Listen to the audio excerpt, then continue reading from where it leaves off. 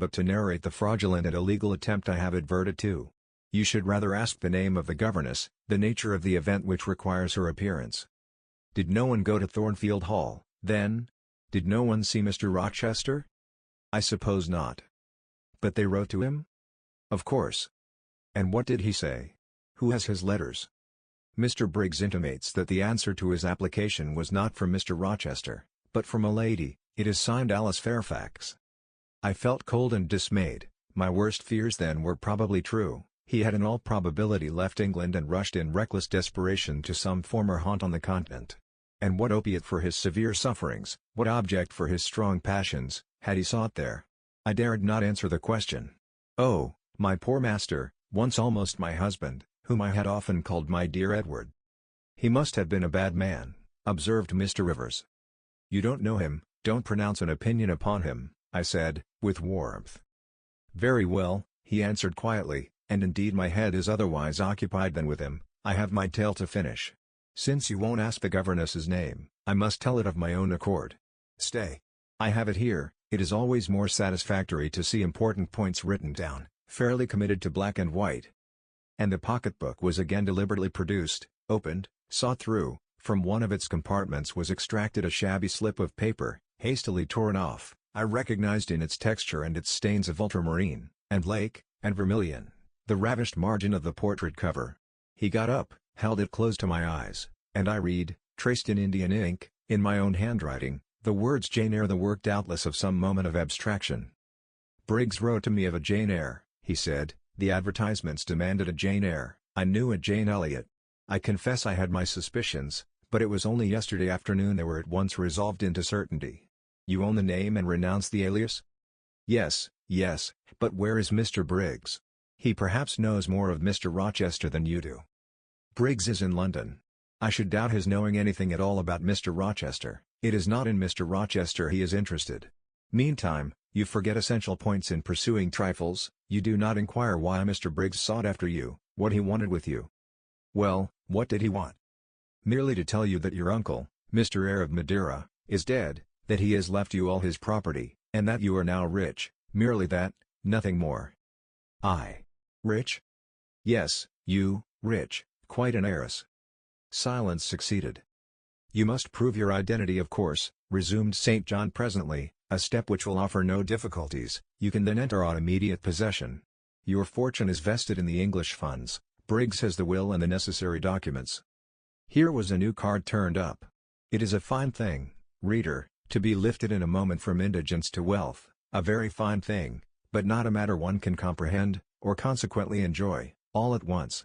And then there are other chances in life far more thrilling and rapture-giving. This is solid, an affair of the actual world, nothing ideal about it. All its associations are solid and sober, and its manifestations are the same.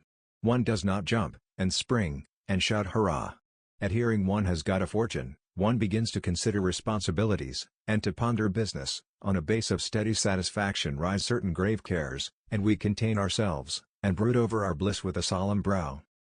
Besides, the words legacy, bequest, go side by side with the words death, funeral. My uncle I had heard was dead, my only relative. Ever since being made aware of his existence, I had cherished the hope of one day seeing him. Now, I never should. And then this money came only to me, not to me and a rejoicing family, but to my isolated self. It was a grand boon doubtless, and independence would be glorious. Yes, I felt that. That thought swelled my heart. You unbend your forehead at last, said Mr. Rivers. I thought Medusa had looked at you, and that you were turning to stone. Perhaps now you will ask how much you are worth. How much am I worth? Oh, a trifle. Nothing of course to speak of. £20,000, I think they say, but what is that? £20,000? Here was a new stunner. I had been calculating on 4 or 5,000. This news actually took my breath for a moment. Mr. St. John, whom I had never heard laugh before, laughed now. Well, said he, if you had committed a murder, and I had told you your crime was discovered, you could scarcely look more aghast. It is a large sum, don't you think there is a mistake? No mistake at all. Perhaps you have read the figures wrong, it may be 2,000. It is written in letters, not figures, 20,000. I again felt rather like an individual of but average gastronomical powers sitting down to feast alone at a table spread with provisions for 100. Mr. Rivers rose now and put his cloak on. "If it were not such a very wild night," he said, "I would send Hannah down to keep you company. You look too desperately miserable to be left alone." But Hannah, poor woman, could not stride the drifts so well as I. Her legs are not quite so long, so I must e'en leave you to your sorrows. Good night. He was lifting the latch. A sudden thought occurred to me. "Stop 1 minute," I cried. "Well?" "It puzzles me to know why Mr. Briggs wrote to you about me, or how he knew you, or could fancy that you, living in such an out-of-the-way place, had the power to aid in my discovery." "Oh, I am a clergyman," he said, "and the clergy are often appealed to about odd matters." Again the latch rattled. "No, that does not satisfy me," I exclaimed, and indeed there was something in the hasty and unexplanatory reply which, instead of allaying, piqued my curiosity more than ever. "It is a very strange piece of business," I added. "I must know more about it." "Another time." "No, tonight. Tonight." And as he turned from the door, I placed myself between it and him. He looked rather embarrassed. "You certainly shall not go till you have told me all," I said. "I would rather not just now." "You shall. You must." "I would rather Diana or Mary informed you." Of course these objections wrought my eagerness to a climax, gratified it must be, and that without delay, and I told him so. "But I apprised you that I was a hard man," said he, "difficult to persuade." "And I am a hard woman, impossible to put off." "And I am a hard woman, impossible to put off." "And then," he pursued, "I am cold, no fervor infects me. Whereas I am hot, and fire dissolves ice. The blaze there has thawed all the snow from your cloak, by the same token, it has streamed onto my floor, and made it like a trampled street. As you hope ever to be forgiven, Mr. Rivers, the high crime and misdemeanor of spoiling a sanded kitchen, tell me what I wish to know." "Well, then," he said, "I yield, if not to your earnestness, to your perseverance, as stone is worn by continual dropping. Besides, you must know some day, as well now as later. Your name is Jane Eyre?" "Of course, that was all settled before." "You are not, perhaps, aware that I am your namesake? That I was christened St. John Eyre Rivers?" "No, indeed. I remember now seeing the letter E comprised in your initials written in books you have at different times lent me, but I never asked for what name it stood. But what then? Surely—" I stopped. I could not trust myself to entertain, much less to express, the thought that rushed upon me, that embodied itself, that, in a second, stood out a strong, solid probability. Circumstances knit themselves, fitted themselves, shot into order, the chain that had been lying hitherto a formless lump of links was drawn out straight, every ring was perfect, the connection complete. I knew, by instinct, how the matter stood, before St. John had said another word, but I cannot expect the reader to have the same intuitive perception, so I must repeat his explanation. My mother's name was Eyre. She had 2 brothers, one a clergyman, who married Miss Jane Reed, of Gateshead, the other, John Eyre, Esquire, merchant, late of Funchal, Madeira. Mr. Briggs, being Mr. Eyre's solicitor, wrote to us last August to inform us of our uncle's death, and to say that he had left his property to his brother the clergyman's orphan daughter, overlooking us, in consequence of a quarrel, never forgiven, between him and my father. He wrote again a few weeks since, to intimate that the heiress was lost, and asking if we knew anything of her. A name casually written on a slip of paper has enabled me to find her out. You know the rest. Again he was going, but I set my back against the door. "Do let me speak," I said, "let me have 1 moment to draw breath and reflect." I paused. He stood before me, hat in hand, looking composed enough. I resumed. "Your mother was my father's sister?" "Yes." "My aunt, consequently?" He bowed. "My Uncle John was your Uncle John?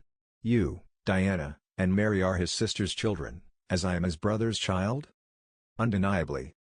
"You 3, then, are my cousins, half our blood on each side flows from the same source?" "We are cousins, yes." I surveyed him. It seemed I had found a brother, one I could be proud of, one I could love, and 2 sisters, whose qualities were such, that, when I knew them but as mere strangers, they had inspired me with genuine affection and admiration. The 2 girls, on whom, kneeling down on the wet ground, and looking through the low, latticed window of Moor House kitchen, I had gazed with so bitter a mixture of interest and despair, were my near kinswomen, And the young and stately gentleman who had found me almost dying at his threshold was my blood relation. Glorious discovery to a lonely wretch. This was wealth indeed. Wealth to the heart. A mine of pure, genial affections. This was a blessing, bright, vivid, and exhilarating, not like the ponderous gift of gold, rich and welcome enough in its way, but sobering from its weight. I now clapped my hands in sudden joy, my pulse bounded, my veins thrilled. "Oh, I am glad. I am glad," I exclaimed. St. John smiled. "Did I not say you neglected essential points to pursue trifles?" he asked. "You were serious when I told you you had got a fortune, and now, for a matter of no moment, you are excited. What can you mean? It may be of no moment to you, you have sisters and don't care for a cousin, but I had nobody, and now 3 relations, or 2, if you don't choose to be counted, are born into my world full grown. I say again, I am glad." I walked fast through the room. I stopped, half suffocated with the thoughts that rose faster than I could receive, comprehend, settle them, thoughts of what might, could, would, and should be, and that ere long. I looked at the blank wall. It seemed a sky thick with ascending stars, every one lit me to a purpose or delight. Those who had saved my life, whom, till this hour, I had loved barrenly, I could now benefit. They were under a yoke, I could free them; they were scattered, I could reunite them. The independence, the affluence which was mine, might be theirs too. Were we not 4? £20,000 shared equally would be 5,000 each. Justice, enough and to spare, justice would be done, mutual happiness secured. Now the wealth did not weigh on me, now it was not a mere bequest of coin, it was a legacy of life, hope, enjoyment. How I looked while these ideas were taking my spirit by storm, I cannot tell, but I perceived soon that Mr. Rivers had placed a chair behind me, and was gently attempting to make me sit down on it. He also advised me to be composed. I scorned the insinuation of helplessness and distraction, shook off his hand, and began to walk about again. "Write to Diana and Mary tomorrow," I said, "and tell them to come home directly." Diana said they would both consider themselves rich with £1,000, so with 5,000 they will do very well. "Tell me where I can get you a glass of water," said St. John. "You must really make an effort to tranquilize your feelings." "Nonsense. And what sort of an effect will the bequest have on you? Will it keep you in England, induce you to marry Miss Oliver, and settle down like an ordinary mortal? You wonder, your head becomes confused. I have been too abrupt in communicating the news, it has excited you beyond your strength. Mr. Rivers. You quite put me out of patience. I am rational enough, it is you who misunderstand, or rather who affect to misunderstand. Perhaps, if you explained yourself a little more fully, I should comprehend better." "Explain. What is there to explain? You cannot fail to see that £20,000, the sum in question, divided equally between the nephew and 3 nieces of our uncle, will give 5,000 to each. What I want is, that you should write to your sisters and tell them of the fortune that has accrued to them." "To you, you mean?" "I have intimated my view of the case. I am incapable of taking any other. I am not brutally selfish, blindly unjust, or fiendishly ungrateful. Besides, I am resolved I will have a home and connections. I like Moor House, and I will live at Moor House. I like Diana and Mary, and I will attach myself for life to Diana and Mary. It would please and benefit me to have £5,000, it would torment and oppress me to have 20,000, which, moreover, could never be mine in justice, though it might in law. I abandon to you, then, what is absolutely superfluous to me. Let there be no opposition, and no discussion about it. Let us agree amongst each other, and decide the point at once. This is acting on first impulses. You must take days to consider such a matter, ere your word can be regarded as valid." "Oh. If all you doubt is my sincerity, I am easy. You see the justice of the case?" "I do see a certain justice, but it is contrary to all custom. Besides, the entire fortune is your right. My uncle gained it by his own efforts, he was free to leave it to whom he would, he left it to you. After all, justice permits you to keep it, you may, with a clear conscience, consider it absolutely your own." "With me," said I, "it is fully as much a matter of feeling as of conscience. I must indulge my feelings, I so seldom have had an opportunity of doing so.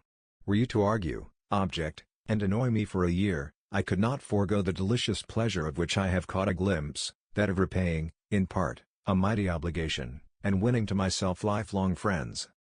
"You think so now," rejoined St. John, "because you do not know what it is to possess, nor consequently to enjoy wealth, you cannot form a notion of the importance £20,000 would give you. of the place it would enable you to take in society, of the prospects it would open to you, you cannot.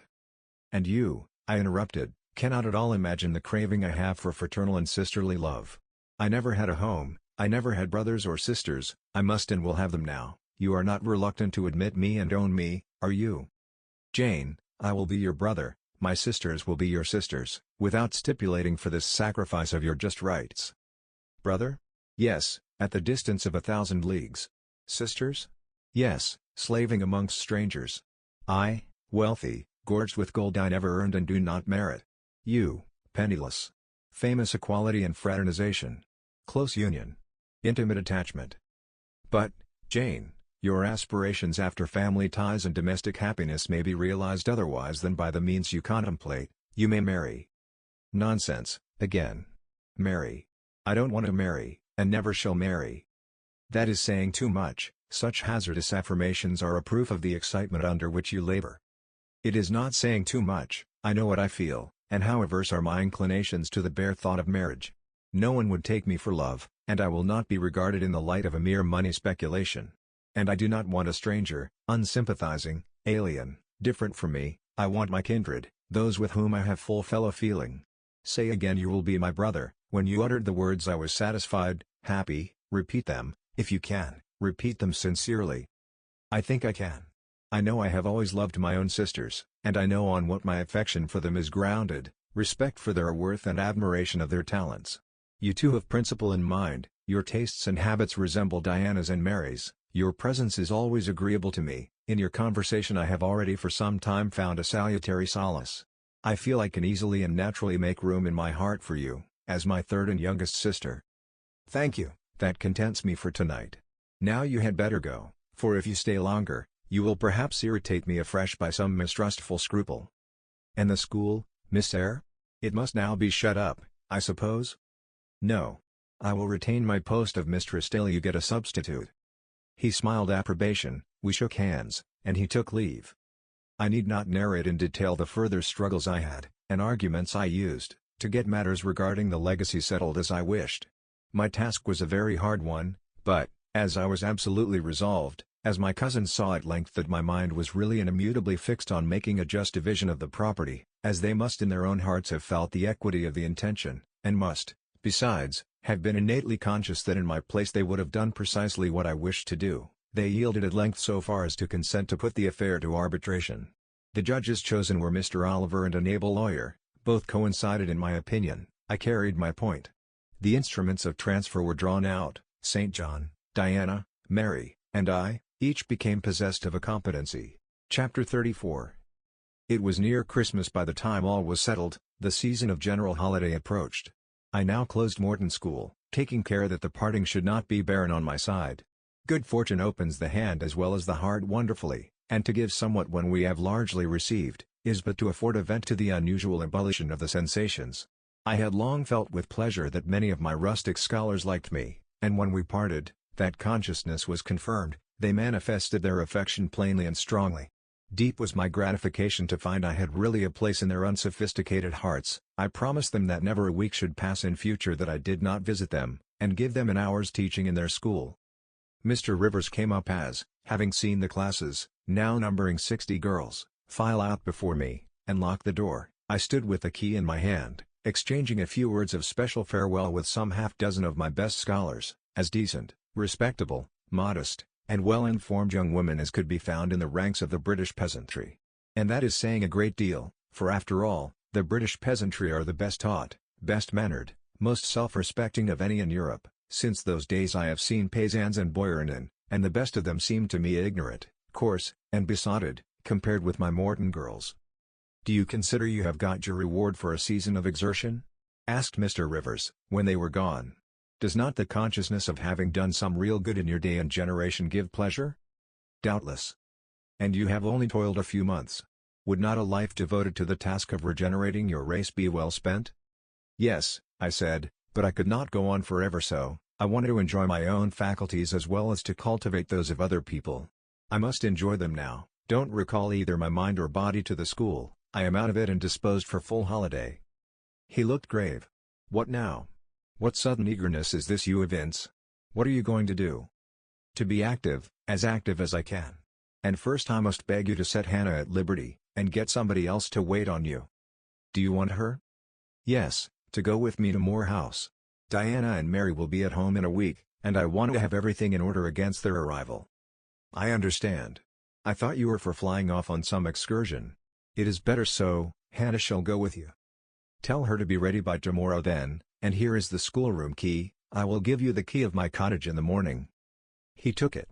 You give it up very gleefully, said he. I don't quite understand your light-heartedness, because I cannot tell what employment you propose to yourself as a substitute for the one you are relinquishing. What aim, what purpose, what ambition in life have you now? My first aim will be to clean down. Do you comprehend the full force of the expression? To clean down Moor House from chamber to cellar, my next to rub it up with beeswax, oil, and an indefinite number of cloths, till it glitters again.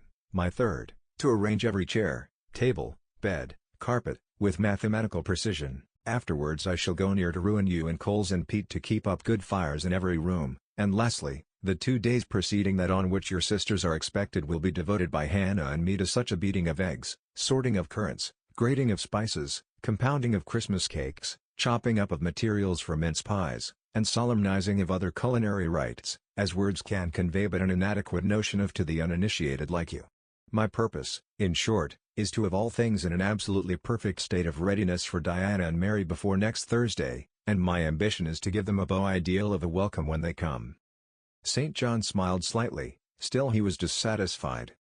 It is all very well for the present, said he, but seriously, I trust that when the first flush of vivacity is over, you will look a little higher than domestic endearments and household joys. The best things the world has. I interrupted. No, Jane, no, this world is not the scene of fruition, do not attempt to make it so, nor of rest, do not turn slothful. I mean, on the contrary, to be busy. Jane, I excuse you for the present, 2 months' grace I allow you for the full enjoyment of your new position, and for pleasing yourself with this late-found charm of relationship, but then, I hope you will begin to look beyond Moor House and Morton, and sisterly society, and the selfish calm and sensual comfort of civilized affluence. I hope your energies will then once more trouble you with their strength. I looked at him with surprise. St. John, I said, I think you are almost wicked to talk so.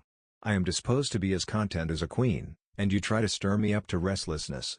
To what end? To the end of turning to profit the talents which God has committed to your keeping, and of which he will surely one day demand a strict account. Jane, I shall watch you closely and anxiously, I warn you of that. And try to restrain the disproportionate fervor with which you throw yourself into commonplace home pleasures.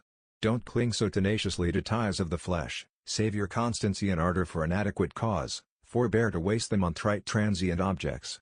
Do you hear, Jane? Yes, just as if you were speaking Greek. I feel I have adequate cause to be happy, and I will be happy. Goodbye. Happy at Moor House I was, and hard I worked, and so did Hannah. She was charmed to see how jovial I could be amidst the bustle of a house turned topsy-turvy, how I could brush, and dust, and clean, and cook. And really, after a day or two of confusion worse confounded, it was delightful by degrees to invoke order from the chaos ourselves had made. I had previously taken a journey to S, to purchase some new furniture, my cousins having given me carte blanche to effect what alterations I pleased, and a sum having been set aside for that purpose. The ordinary sitting room and bedrooms I left much as they were, for I knew Diana and Mary would derive more pleasure from seeing again the old homely tables, and chairs, and beds, than from the spectacle of the smartest innovations. Still some novelty was necessary, to give to their return the piquancy with which I wished it to be invested. Dark handsome new carpets and curtains, an arrangement of some carefully selected antique ornaments in porcelain and bronze, new coverings, and mirrors, and dressing cases, for the toilet tables, answered the end. They looked fresh without being glaring. A spare parlor and bedroom I refurnished entirely, with old mahogany and crimson upholstery. I laid canvas on the passage, and carpets on the stairs.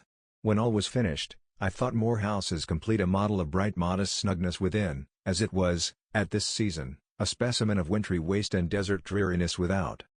The eventful Thursday at length came.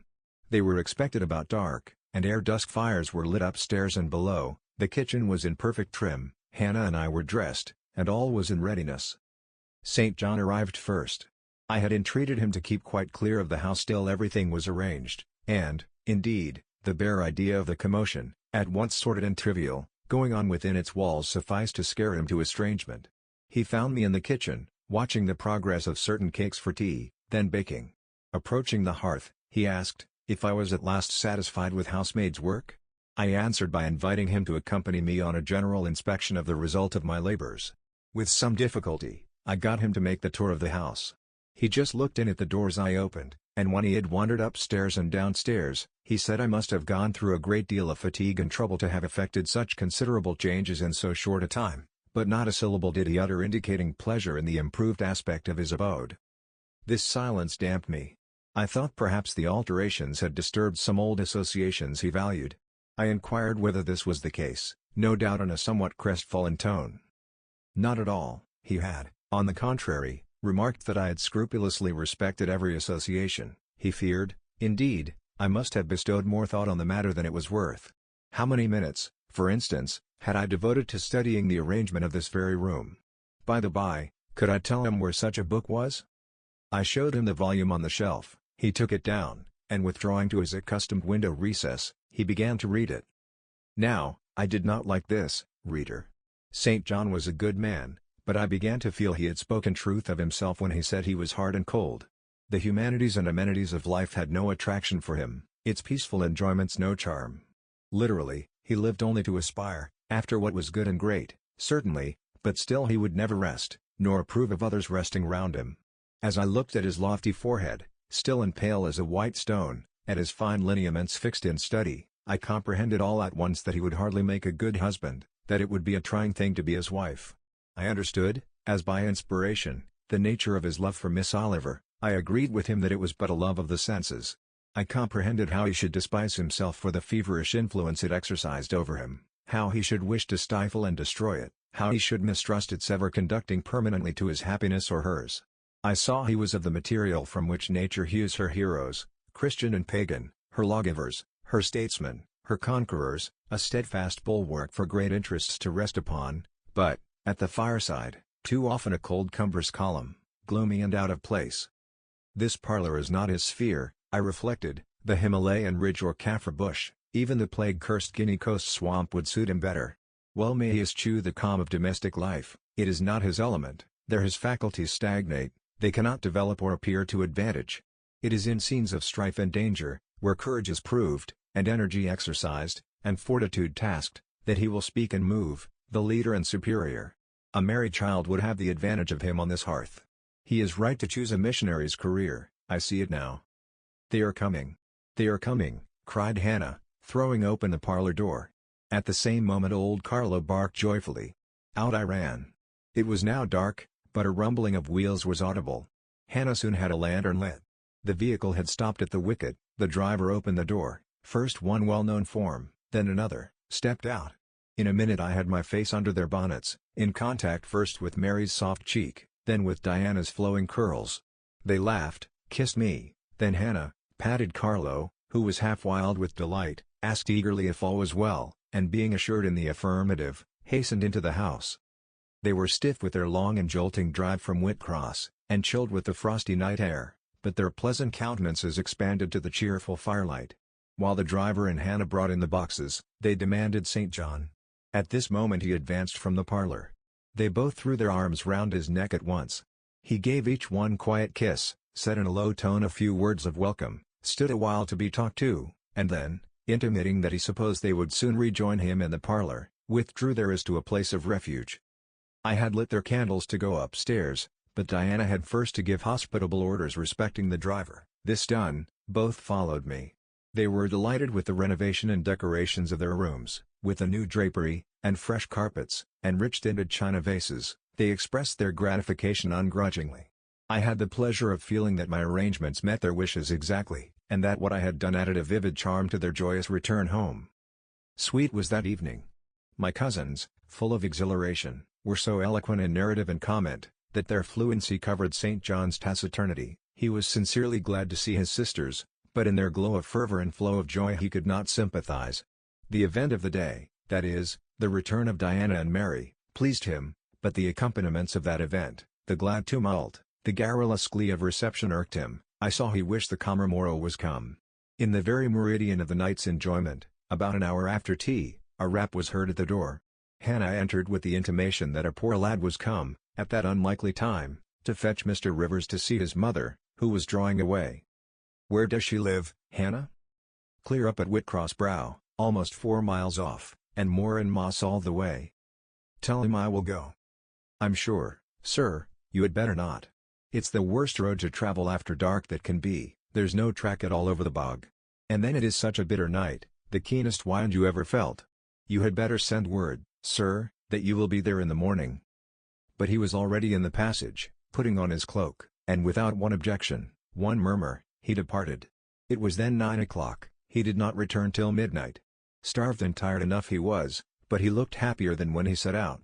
He had performed an act of duty, made an exertion, felt his own strength to do and deny, and was on better terms with himself.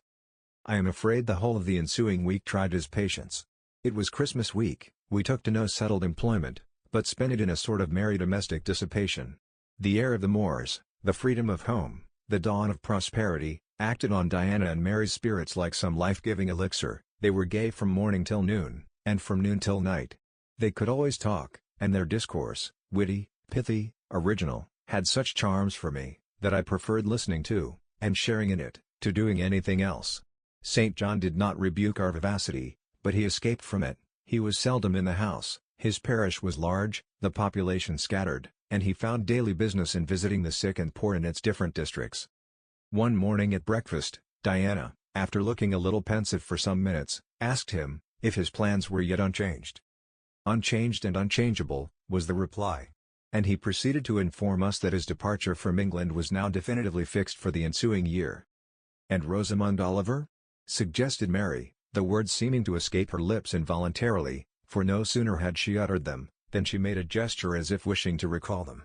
St. John had a book in his hand. It was his unsocial custom to read at meals. He closed it, and looked up. "Rosamond Oliver," said he, "is about to be married to Mr. Granby, one of the best connected and most estimable residents in S., grandson and heir to Sir Frederick Granby. I had the intelligence from her father yesterday." His sisters looked at each other and at me, we all three looked at him. He was serene as glass. "The match must have been got up hastily," said Diana, "they cannot have known each other long." "But 2 months, they met in October at the county ball at S. But where there are no obstacles to a union, as in the present case, where the connection is in every point desirable, delays are unnecessary. They will be married as soon as S. place, which Sir Frederick gives up to them, can be refitted for their reception." The first time I found St. John alone after this communication, I felt tempted to inquire if the event distressed him, but he seemed so little to need sympathy, that, so far from venturing to offer him more, I experienced some shame at the recollection of what I had already hazarded. Besides, I was out of practice in talking to him, his reserve was again frozen over, and my frankness was congealed beneath it. He had not kept his promise of treating me like his sisters. He continually made little chilling differences between us, which did not at all tend to the development of cordiality. In short, now that I was acknowledged his kinswoman, and lived under the same roof with him, I felt the distance between us to be far greater than when he had known me only as the village schoolmistress. When I remembered how far I had once been admitted to his confidence, I could hardly comprehend his present frigidity. Such being the case, I felt not a little surprised when he raised his head suddenly from the desk over which he was stooping, and said, "You see, Jane, the battle is fought and the victory won." Startled at being thus addressed, I did not immediately reply. After a moment's hesitation I answered, "But are you sure you are not in the position of those conquerors whose triumphs have cost them too dear? Would not such another ruin you?" "I think not, and if I were, it does not much signify. I shall never be called upon to contend for such another. The event of the conflict is decisive, my way is now clear, I thank God for it." So saying, he returned to his papers and his silence. As our mutual happiness, i.e., Diana's, Mary's, and mine, settled into a quieter character, and we resumed our usual habits and regular studies, St. John stayed more at home. He sat with us in the same room, sometimes for hours together. While Mary drew, Diana pursued a course of encyclopedic reading she had, to my awe and amazement, undertaken, and I fagged away at German. He pondered a mystic lore of his own, that of some Eastern tongue, the acquisition of which he thought necessary to his plans. Thus engaged, he appeared, sitting in his own recess, quiet and absorbed enough, but that blue eye of his had a habit of leaving the outlandish-looking grammar, and wandering over, and sometimes fixing upon us, his fellow students, with a curious intensity of observation. If caught, it would be instantly withdrawn, yet ever and anon, it returned searchingly to our table. I wondered what it meant. I wondered, too, at the punctual satisfaction he never failed to exhibit on an occasion that seemed to me of small moment, namely, my weekly visit to Morton School, and still more was I puzzled when, if the day was unfavorable, if there was snow, or rain, or high wind, and his sisters urged me not to go, he would invariably make light of their solicitude, and encourage me to accomplish the task without regard to the elements. "Jane is not such a weakling as you would make her," he would say. "She can bear a mountain blast, or a shower, or a few flakes of snow, as well as any of us. Her constitution is both sound and elastic, better calculated to endure variations of climate than many more robust." And when I returned, sometimes a good deal tired, and not a little weather-beaten, I never dared complain, because I saw that to murmur would be to vex him. On all occasions fortitude pleased him, the reverse was a special annoyance. One afternoon, however, I got leave to stay at home, because I really had a cold. His sisters were gone to Morton in my stead. I sat reading Schiller, he, deciphering his crabbed oriental scrolls. As I exchanged a translation for an exercise, I happened to look his way. There I found myself under the influence of the ever-watchful blue eye. How long it had been searching me through, and over, I cannot tell, so keen was it, and yet so cold. I felt for the moment superstitious, as if I were sitting in the room with something uncanny. "Jane, what are you doing?" "Learning German." "I want you to give up German and learn Hindustani." "You are not in earnest?" "In such earnest that I must have it so, and I will tell you why."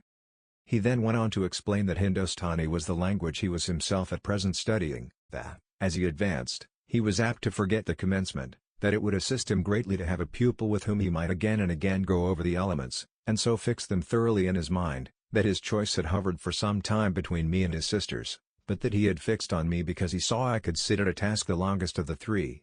Would I do him this favor? I should not, perhaps, have to make the sacrifice long, as it wanted now barely 3 months to his departure. St. John was not a man to be lightly refused. You felt that every impression made on him, either for pain or pleasure, was deep-graved and permanent. I consented. When Diana and Mary returned, the former found her scholar transferred from her to her brother. She laughed, and both she and Mary agreed that St. John should never have persuaded them to such a step. He answered quietly, "I know it." I found him a very patient, very forbearing, and yet an exacting master. He expected me to do a great deal, and when I fulfilled his expectations, he, in his own way, fully testified his approbation.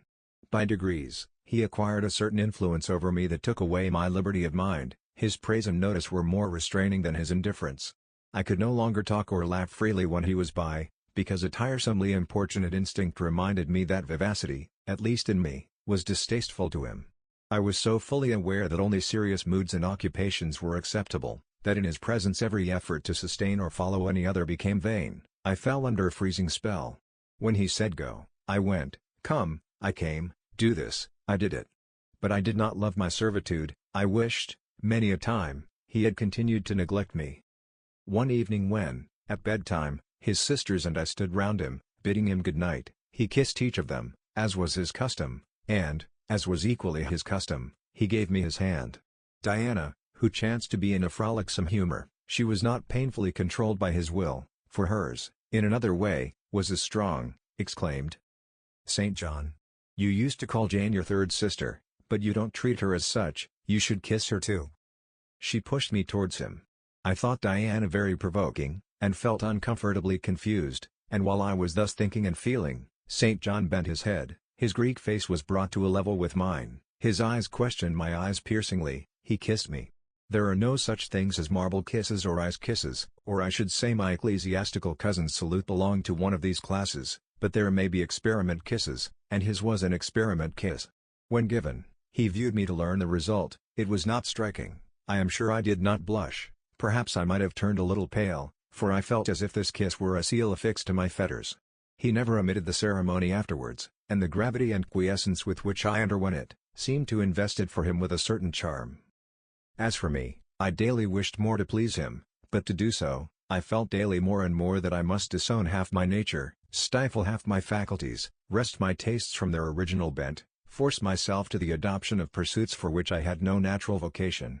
He wanted to train me to an elevation I could never reach. It racked me hourly to aspire to the standard he uplifted.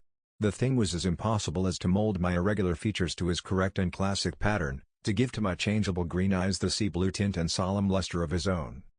Not his ascendancy alone, however, held me in thrall at present. Of late it had been easy enough for me to look sad. A cankering evil sat at my heart and drained my happiness at its source, the evil of suspense. Perhaps you think I had forgotten Mr. Rochester, reader, amidst these changes of place and fortune. Not for a moment.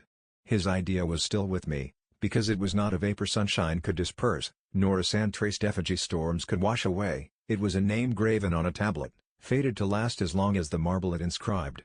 The craving to know what had become of him followed me everywhere. When I was at Morton, I re-entered my cottage every evening to think of that, and now at Moor House, I sought my bedroom each night to brood over it. In the course of my necessary correspondence with Mr. Briggs about the will, I had inquired if he knew anything of Mr. Rochester's present residence and state of health, but, as St. John had conjectured, he was quite ignorant of all concerning him. I then wrote to Mrs. Fairfax, entreating information on the subject. I had calculated with certainty on this step answering my end. I felt sure it would elicit an early answer. I was astonished when a fortnight passed without reply, but when 2 months wore away, and day after day the post arrived and brought nothing for me, I fell a prey to the keenest anxiety. I wrote again. There was a chance of my first letter having missed. Renewed hope followed renewed effort. It shone like the former for some weeks, then, like it, it faded, flickered. Not a line, not a word reached me. When half a year wasted in vain expectancy, my hope died out, and then I felt dark indeed. A fine spring shone round me, which I could not enjoy. Summer approached. Diana tried to cheer me. She said I looked ill, and wished to accompany me to the seaside. This St. John opposed. He said I did not want dissipation, I wanted employment. My present life was too purposeless. I required an aim, and, I suppose, by way of supplying deficiencies, he prolonged still further my lessons in Hindostani, and grew more urgent in requiring their accomplishment, and I, like a fool, never thought of resisting him. I could not resist him. One day I had come to my studies in lower spirits than usual. The ebb was occasioned by a poignantly felt disappointment. Hannah had told me in the morning there was a letter for me, and when I went down to take it, almost certain that the long-looked-for tidings were vouchsafed me at last, I found only an unimportant note from Mr. Briggs on business. The bitter check had wrung from me some tears, and now, as I sat poring over the crabbed characters and flourishing tropes of an Indian scribe, my eyes filled again. St. John called me to a side to read. In attempting to do this my voice failed me, words were lost in sobs. He and I were the only occupants of the parlor. Diana was practicing her music in the drawing-room, Mary was gardening. It was a very fine May day, clear, sunny, and breezy. My companion expressed no surprise at this emotion, nor did he question me as to its cause. He only said, "We will wait a few minutes, Jane, till you are more composed." And while I smothered the paroxysm with all haste, he sat calm and patient, leaning on his desk, and looking like a physician watching with the eye of science an expected and fully understood crisis in a patient's malady. Having stifled my sobs, wiped my eyes, and muttered something about not being very well that morning, I resumed my task, and succeeded in completing it. St. John put away my books and his, locked his desk, and said, "Now, Jane, you shall take a walk, and with me. I will call Diana and Mary. No, I want only one companion this morning, and that must be you. Put on your things, go out by the kitchen door, take the road towards the head of Marsh Glen. I will join you in a moment.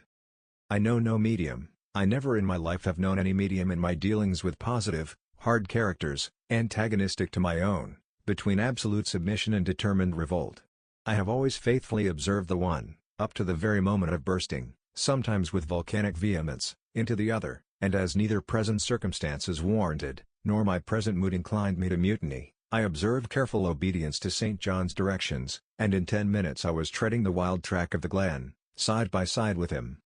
The breeze was from the west, it came over the hills, sweet with scents of heath and rush, the sky was of stainless blue, the stream descending the ravine, swelled with past spring rains, poured along plentiful and clear, catching golden gleams from the sun, and sapphire tints from the firmament.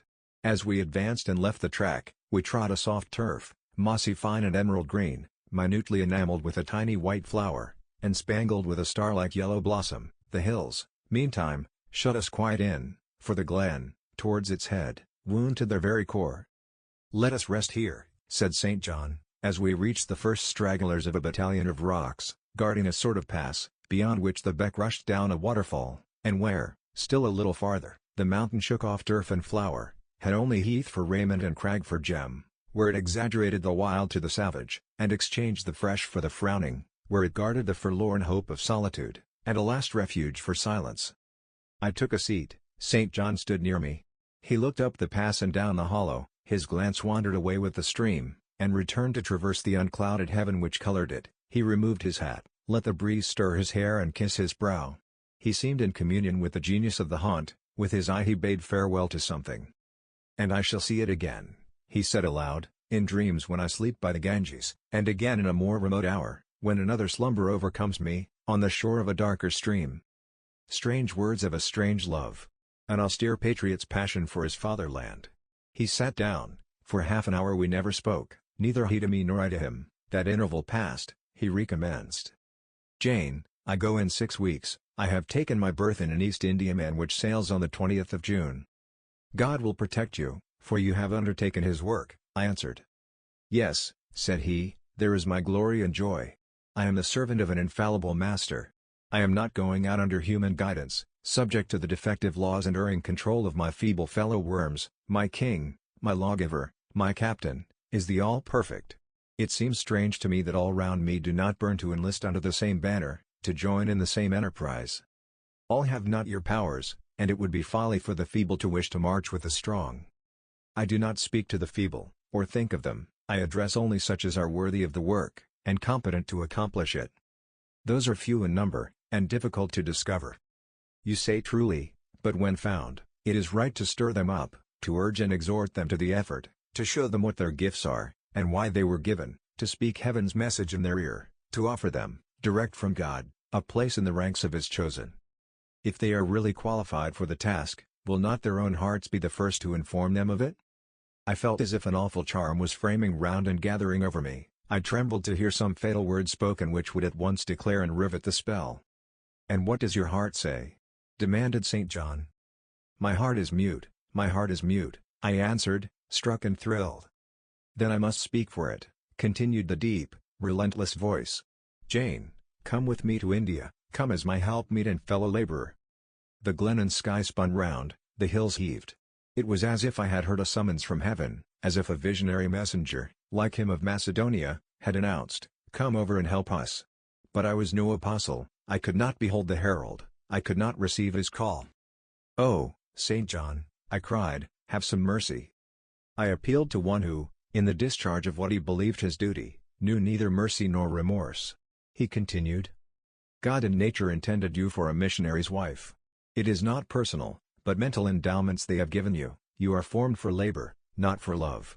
A missionary's wife you shall be. You shall be mine, I claim you, not for my pleasure, but for my sovereign service." "I am not fit for it, I have no vocation," I said. He had calculated on these first objections, he was not irritated by them. Indeed, as he leaned back against the crag behind him, folded his arms on his chest, and fixed his countenance, I saw he was prepared for a long and trying opposition, and had taken in a stock of patience to last him to its close, resolved, however, that close should be conquest for him. "Humility, Jane," said he, "is the groundwork of Christian virtues. You say right that you are not fit for the work. Who is fit for it? Or who, that ever was truly called, believed himself worthy of the summons? I, for instance, am but dust and ashes.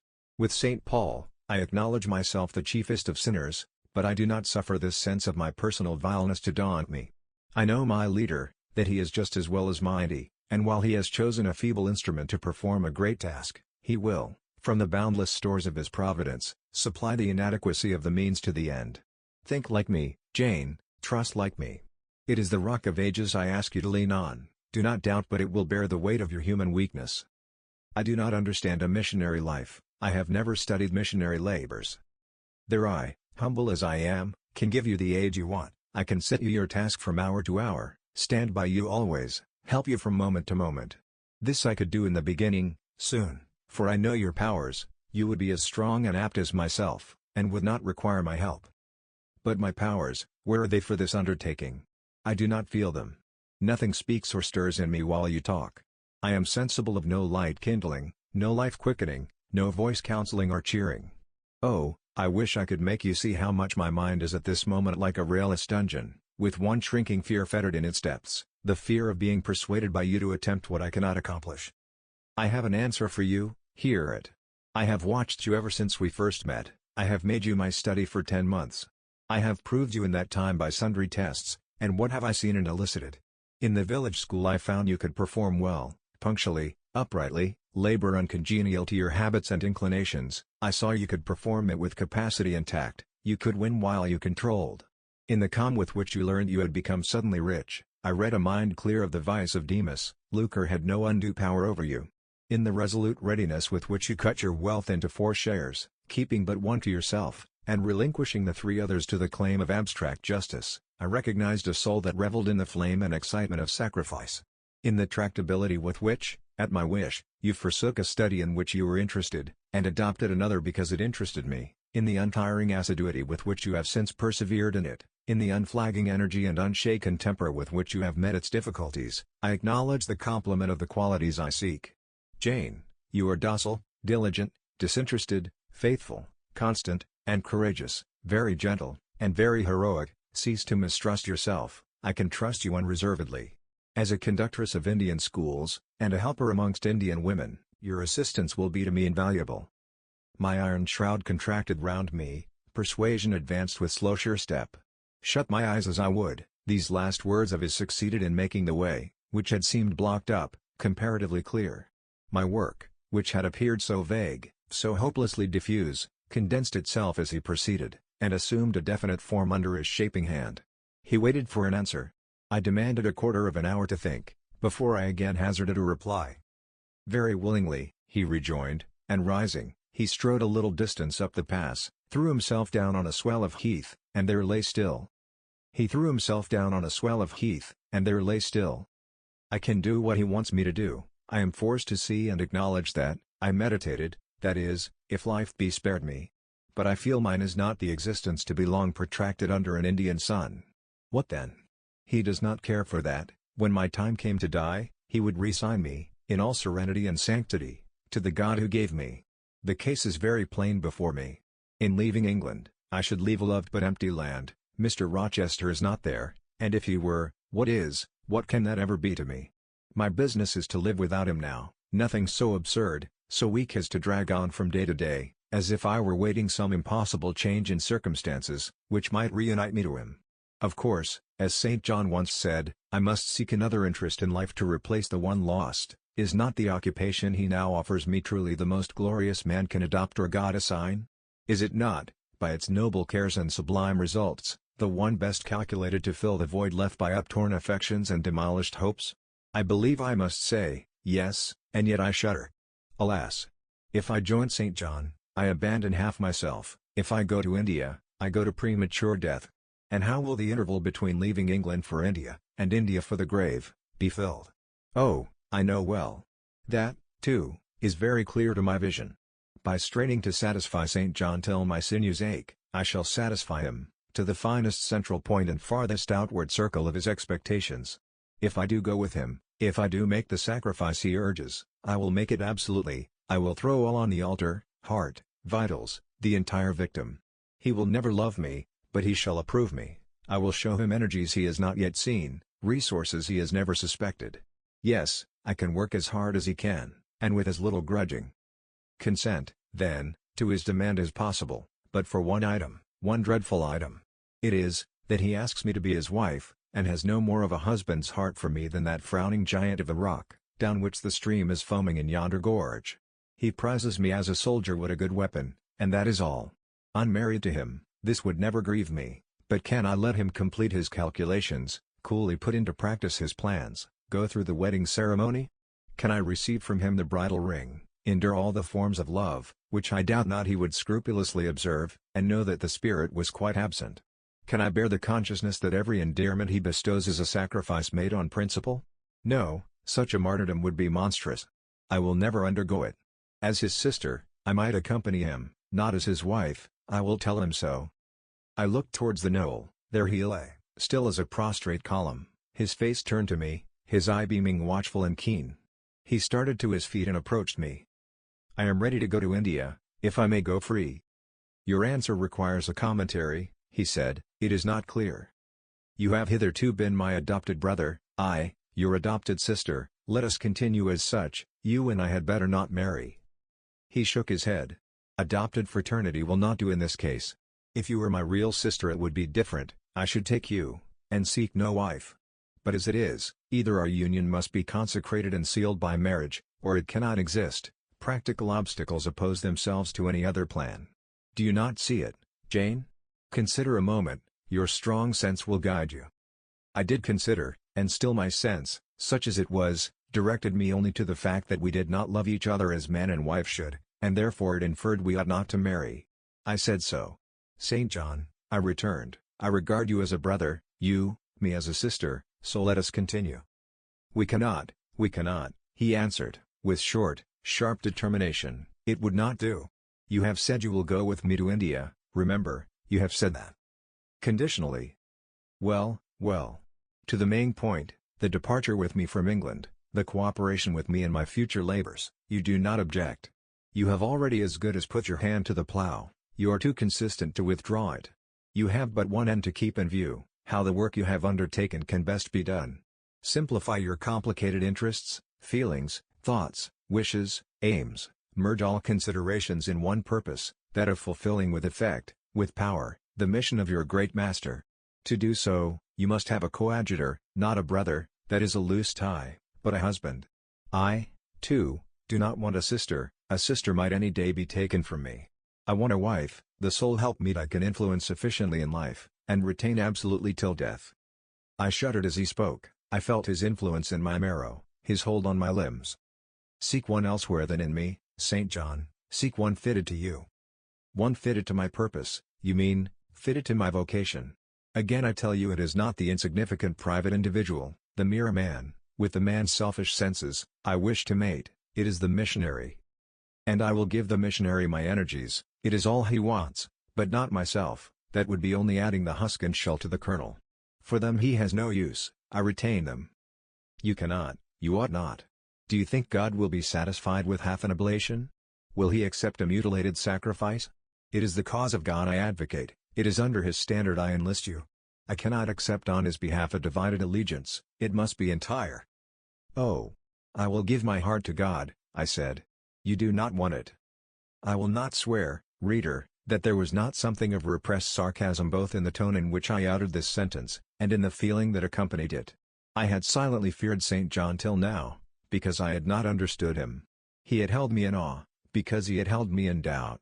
How much of him was saint, how much mortal, I could not heretofore tell, but revelations were being made in this conference, the analysis of his nature was proceeding before my eyes.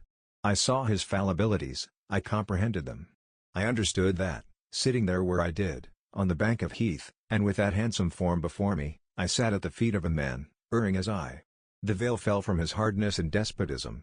Having felt in him the presence of these qualities, I felt his imperfection and took courage. I was with an equal, one with whom I might argue, one whom, if I saw good, I might resist. He was silent after I had uttered the last sentence, and I presently risked an upward glance at his countenance. His eye, bent on me, expressed at once stern surprise and keen inquiry. Is she sarcastic, and sarcastic to me? It seemed to say, "What does this signify?"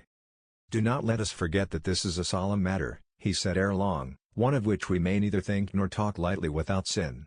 I trust, Jane, you are in earnest when you say you will serve your heart to God. It is all I want.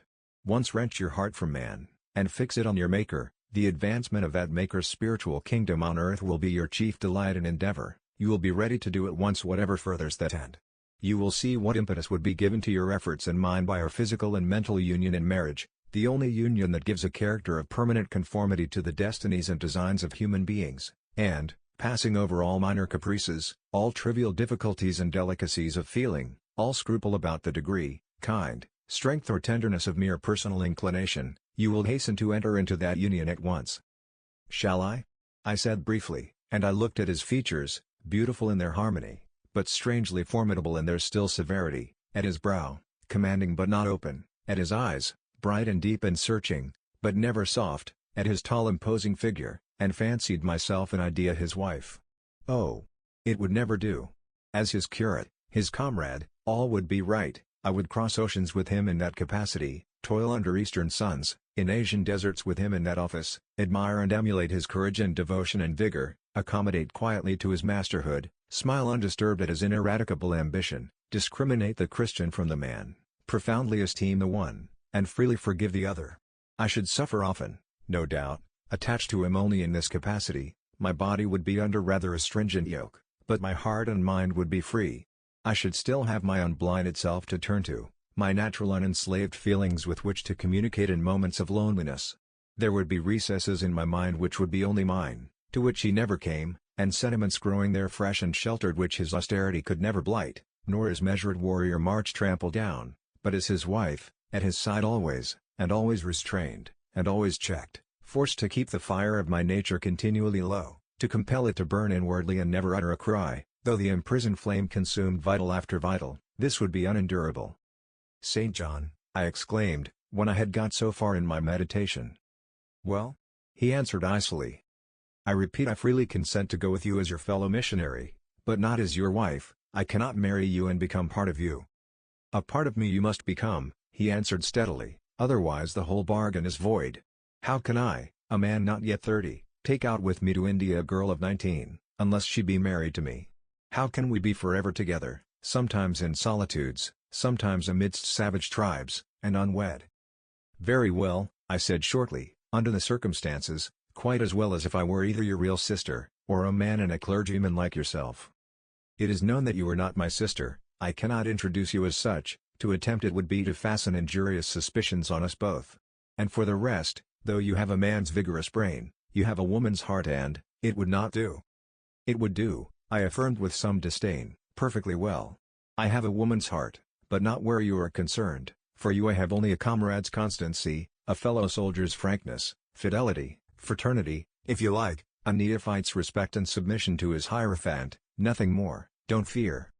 "It is what I want," he said, speaking to himself, "it is just what I want. And there are obstacles in the way, they must be hewn down. Jane, you would not repent marrying me, be certain of that. We must be married. I repeat it, there is no other way, and undoubtedly enough of love would follow upon marriage to render the union right even in your eyes." "I scorn your idea of love," I could not help saying, as I rose up and stood before him, leaning my back against the rock. "I scorn the counterfeit sentiment you offer, yes, St. John, and I scorn you when you offer it." He looked at me fixedly, compressing his well-cut lips while he did so.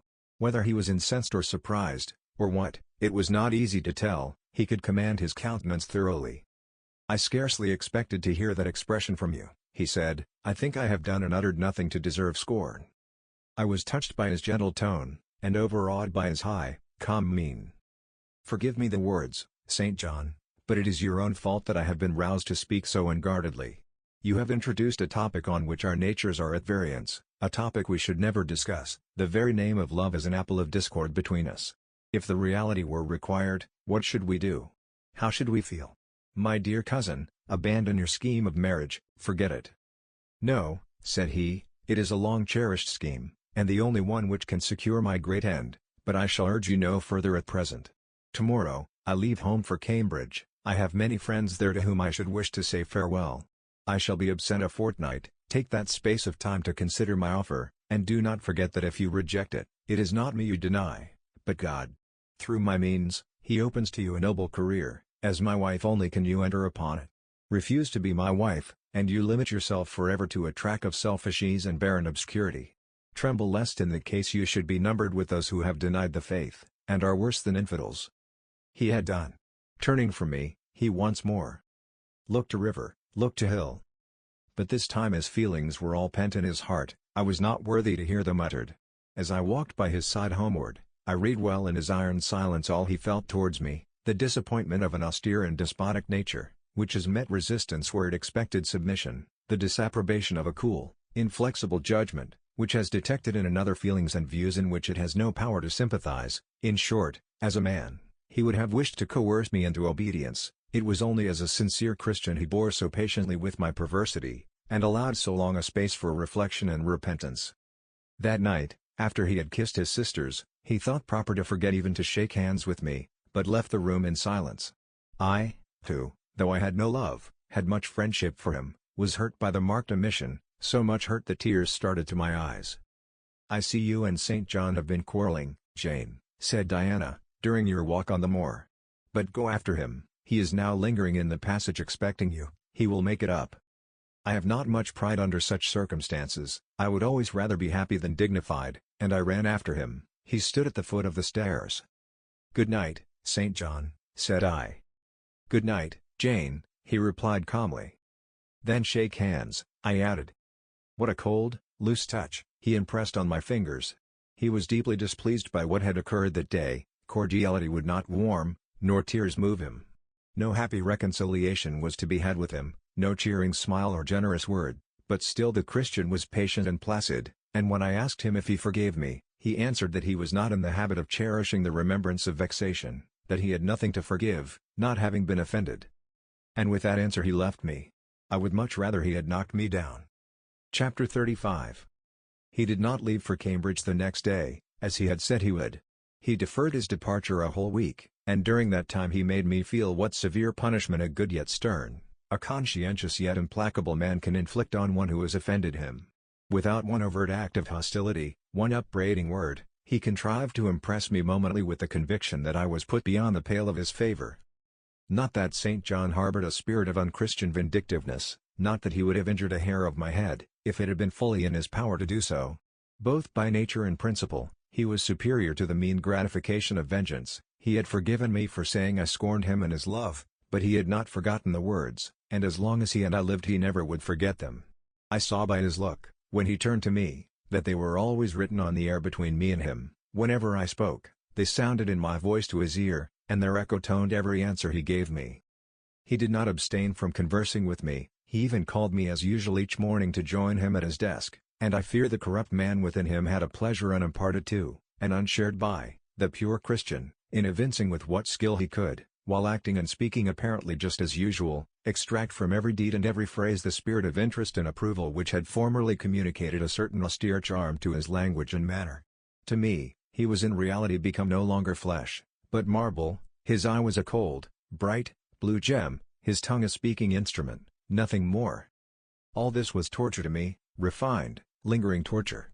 It kept up a slow fire of indignation and a trembling trouble of grief, which harassed and crushed me altogether.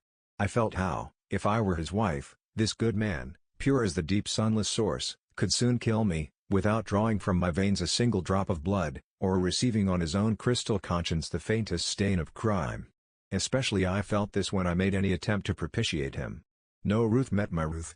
He experienced no suffering from estrangement, no yearning after reconciliation, and though, more than once, my fast-falling tears blistered the page over which we both bent, they produced no more effect on him than if his heart had been really a matter of stone or metal. To his sisters, meantime, he was somewhat kinder than usual, as if afraid that mere coldness would not sufficiently convince me how completely I was banished and banned. He added the force of contrast, and this I am sure he did not by malice, but on principle. The night before he left home, happening to see him walking in the garden about sunset, and remembering, as I looked at him, that this man, alienated as he now was, had once saved my life, and that we were near relations, I was moved to make a last attempt to regain his friendship. I went out and approached him as he stood leaning over the little gate. I spoke to the point at once. "St. John, I am unhappy because you are still angry with me. Let us be friends." "I hope we are friends," was the unmoved reply, while he still watched the rising of the moon, which he had been contemplating as I approached. "No, St. John, we are not friends as we were. You know that." "Are we not? That is wrong. For my part, I wish you no ill and all good." "I believe you, St. John, for I am sure you are incapable of wishing anyone ill, but, as I am your kinswoman, I should desire somewhat more of affection than that sort of general philanthropy you extend to mere strangers." "Of course," he said. "Your wish is reasonable, and I am far from regarding you as a stranger." This, spoken in a cool, tranquil tone, was mortifying and baffling enough. Had I attended to the suggestions of pride and ire, I should immediately have left him, but something worked within me more strongly than those feelings could. I deeply venerated my cousin's talent and principle. His friendship was of value to me, to lose it tried me severely.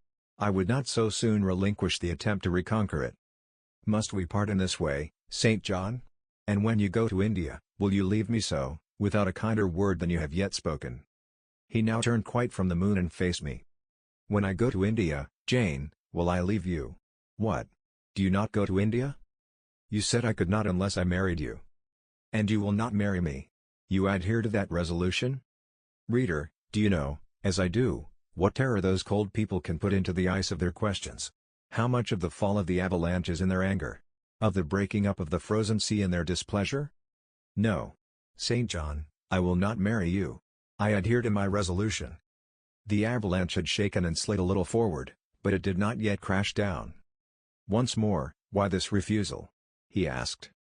Formerly, I answered, because you did not love me. Now, I reply, because you almost hate me. If I were to marry you, you would kill me. You are killing me now. His lips and cheeks turned white, quite white. I should kill you, I am killing you? Your words are such as ought not to be used, violent, unfeminine, and untrue. They betray an unfortunate state of mind, they merit severe reproof, they would seem inexcusable, but that it is the duty of man to forgive his fellow even until 77 times. I had finished the business now. While earnestly wishing to erase from his mind the trace of my former offense, I had stamped on that tenacious surface another and far deeper impression, I had burned it in. Now you will indeed hate me, I said. It is useless to attempt to conciliate you, I see I have made an eternal enemy of you. A fresh wrong did these words inflict, the worse, because they touched on the truth. That bloodless lip quivered to a temporary spasm. I knew the steely Eyre I had wedded. I was heart-wrung. You utterly misinterpret my words, I said, at once seizing his hand. I have no intention to grieve or pain you, indeed, I have not. Most bitterly he smiled, most decidedly he withdrew his hand from mine. And now you recall your promise, and will not go to India at all, I presume? Said he, after a considerable pause. Yes, I will, as your assistant, I answered. A very long silence succeeded. What struggle there was in him between nature and grace in this interval, I cannot tell, only singular gleams scintillated in his eyes, and strange shadows passed over his face. He spoke at last. I before proved to you the absurdity of a single woman of your age proposing to accompany abroad a single man of mine. I proved it to you in such terms as, I should have thought, would have prevented your ever again alluding to the plan. That you have done so, I regret, for your sake. I interrupted him. Anything like a tangible reproach gave me courage at once. Keep to common sense, St. John, you are verging on nonsense. You pretend to be shocked by what I have said. You are not really shocked, for, with your superior mind, you cannot be either so dull or so conceited as to misunderstand my meaning. I say again, I will be your curate, if you like, but never your wife. Again he turned lividly pale, but, as before, controlled his passion perfectly. He answered emphatically but calmly. A female curate, who is not my wife, would never suit me. With me, then, it seems, you cannot go, but if you are sincere in your offer, I will, while in town, speak to a married missionary, whose wife needs a coadjutor. Your own fortune will make you independent of the Society's aid, and thus you may still be spared the dishonor of breaking your promise and deserting the band you engaged to join. Now I never had, as the reader knows, either given any formal promise or entered into any engagement, and this language was all much too hard and much too despotic for the occasion. I replied, there is no dishonor, no breach of promise, no desertion in the case. I am not under the slightest obligation to go to India, especially with strangers. With you I would have ventured much, because I admire, confide in, and, as a sister, I love you, but I am convinced that, go when and with whom I would, I should not live long in that climate. Ah! You are afraid of yourself, he said, curling his lip. I am. God did not give me my life to throw away, and to do as you wish me would, I begin to think, be almost equivalent to committing suicide. Moreover, before I definitively resolve on quitting England, I will know for certain whether I cannot be of greater use by remaining in it than by leaving it. What do you mean? It would be fruitless to attempt to explain, but there is a point on which I have long endured painful doubt, and I can go nowhere till by some means that doubt is removed. I know where your heart turns and to what it clings. The interest you cherish is lawless and unconsecrated. Long since you ought to have crushed it, now you should blush to allude to it. You think of Mr. Rochester? It was true. I confessed it by silence. Are you going to seek Mr. Rochester? I must find out what has become of him. It remains for me, then, he said, to remember you in my prayers, and to entreat God for you, in all earnestness, that you may not indeed become a castaway. I had thought I recognized in you one of the chosen. But God sees not as man sees, his will be done. He opened the gate, passed through it, and straight away down the glen. He was soon out of sight. On re-entering the parlor, I found Diana standing at the window, looking very thoughtful. Diana was a great deal taller than I. She put her hand on my shoulder, and, stooping, examined my face. "Jane," she said, "you are always agitated and pale now. I am sure there is something the matter. Tell me what business St. John and you have on hands. I have watched you this half-hour from the window. You must forgive my being such a spy, but for a long time I have fancied I hardly know what. St. John is a strange being." She paused. I did not speak. Soon she resumed. "That brother of mine cherishes peculiar views of some sort respecting you, I am sure. He has long distinguished you by a notice and interest he never showed to anyone else. To what end? I wish he loved you. Does he, Jane?" I put her cool hand to my hot forehead. "No, Di, not one whit." "Then why does he follow you so with his eyes, and get you so frequently alone with him, and keep you so continually at his side? Mary and I had both concluded he wished you to marry him." "He does. He has asked me to be his wife." Diana clapped her hands. "That is just what we hoped and thought. And you will marry him, Jane, won't you? And then he will stay in England." "Far from that, Diana. His sole idea in proposing to me is to procure a fitting fellow laborer in his Indian toils." "What? He wishes you to go to India?" "Yes." "Madness," she exclaimed. "You would not live 3 months there, I am certain. You never shall go. You have not consented, have you, Jane?" "I have refused to marry him." "And have consequently displeased him?" she suggested. "Deeply. He will never forgive me, I fear, yet I offered to accompany him as his sister." "It was frantic folly to do so, Jane. Think of the task you undertook, one of incessant fatigue, where fatigue kills even the strong, and you are weak. St. John, you know him, would urge you to impossibilities. With him there would be no permission to rest during the hot hours, and unfortunately, I have noticed, whatever he exacts, you force yourself to perform. I am astonished you found courage to refuse his hand. You do not love him then, Jane?" "Not as a husband." "Yet he is a handsome fellow. And I am so plain, you see, Di. We should never suit." "Plain? You? Not at all. You are much too pretty, as well as too good, to be grilled alive in Calcutta."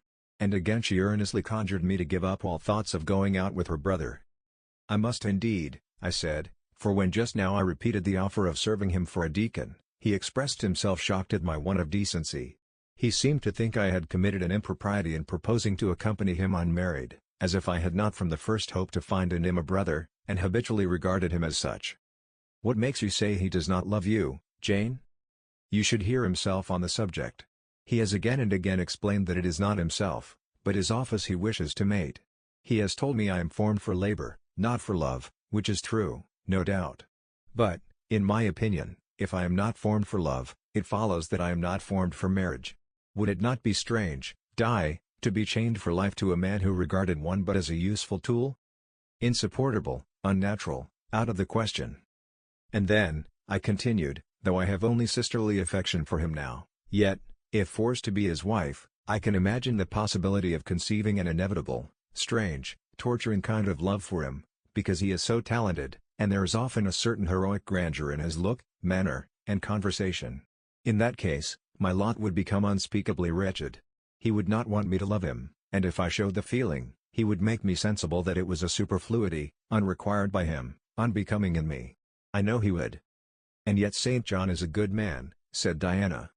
"He is a good and a great man, but he forgets, pitilessly, the feelings and claims of little people, in pursuing his own large views. It is better, therefore, for the insignificant to keep out of his way, lest, in his progress, he should trample them down. Here he comes. I will leave you, Diana." And I hastened upstairs as I saw him entering the garden. But I was forced to meet him again at supper. During that meal he appeared just as composed as usual. I had thought he would hardly speak to me, and I was certain he had given up the pursuit of his matrimonial scheme. The sequel showed I was mistaken on both points. He addressed me precisely in his ordinary manner, or what had, of late, been his ordinary manner, once scrupulously polite. No doubt he had invoked the help of the Holy Spirit to subdue the anger I had roused in him, and now believed he had forgiven me once more. For the evening reading before prayers, he selected the 21st chapter of Revelation. It was at all times pleasant to listen while from his lips fell the words of the Bible. Never did his fine voice sound at once so sweet and full, never did his manner become so impressive in its noble simplicity, as when he delivered the oracles of God, and tonight that voice took a more solemn tone, that manner a more thrilling meaning, as he sat in the midst of his household circle, the May moon shining in through the uncurtained window, and rendering almost unnecessary the light of the candle on the table, as he sat there, bending over the great old Bible, and described from its page the vision of the new heaven and the new earth, told how God would come to dwell with men, how he would wipe away all tears from their eyes, and promised that there should be no more death, neither sorrow nor crying, nor any more pain, because the former things were passed away. The succeeding words thrilled me strangely as he spoke them, especially as I felt, by the slight, indescribable alteration in sound, that in uttering them, his eye had turned on me. He that overcometh shall inherit all things, and I will be his God, and he shall be my son. But, was slowly, distinctly read, the fearful, the unbelieving, and see, shall have their part in the lake which burneth with fire and brimstone, which is the second death. Henceforward, I knew what fate St. John feared for me. A calm, subdued triumph, blent with a longing earnestness, marked his enunciation of the last glorious verses of that chapter. The reader believed his name was already written in the Lamb's book of life, and he yearned after the hour which should admit him to the city to which the kings of the earth bring their glory and honor, which has no need of sun or moon to shine in it, because the glory of God lightens it, and the Lamb is the light thereof. In the prayer following the chapter, all his energy gathered, all his stern zeal woke, he was in deep earnest, wrestling with God, and resolved on a conquest. He supplicated strength for the weak-hearted, guidance for wanderers from the fold, a return, even at the 11th hour, for those whom the temptations of the world and the flesh were luring from the narrow path. He asked, he urged, he claimed the boon of a brand snatched from the burning. Earnestness is ever deeply solemn. First, as I listened to that prayer, I wondered at his, then, when it continued and rose, I was touched by it, and at last awed. He felt the greatness and goodness of his purpose so sincerely, others who heard him plead for it, could not but feel it too. The prayer over, we took leave of him. He was to go at a very early hour in the morning. Diana and Mary, having kissed him, left the room. In compliance, I think, with a whispered hint from him, I tendered my hand, and wished him a pleasant journey. "Thank you, Jane. As I said, I shall return from Cambridge in a fortnight. That space, then, is yet left you for reflection. If I listened to human pride, I should say no more to you of marriage with me, but I listen to my duty, and keep steadily in view my first aim, to do all things to the glory of God. My Master was long-suffering, so will I be. I cannot give you up to perdition as a vessel of wrath. Repent, resolve, while there is yet time. Remember, we are bid to work while it is day, warned that the night cometh when no man shall work. Remember the fate of Dives, who had his good things in this life. God give you strength to choose that better part which shall not be taken from you." He laid his hand on my head as he uttered the last words.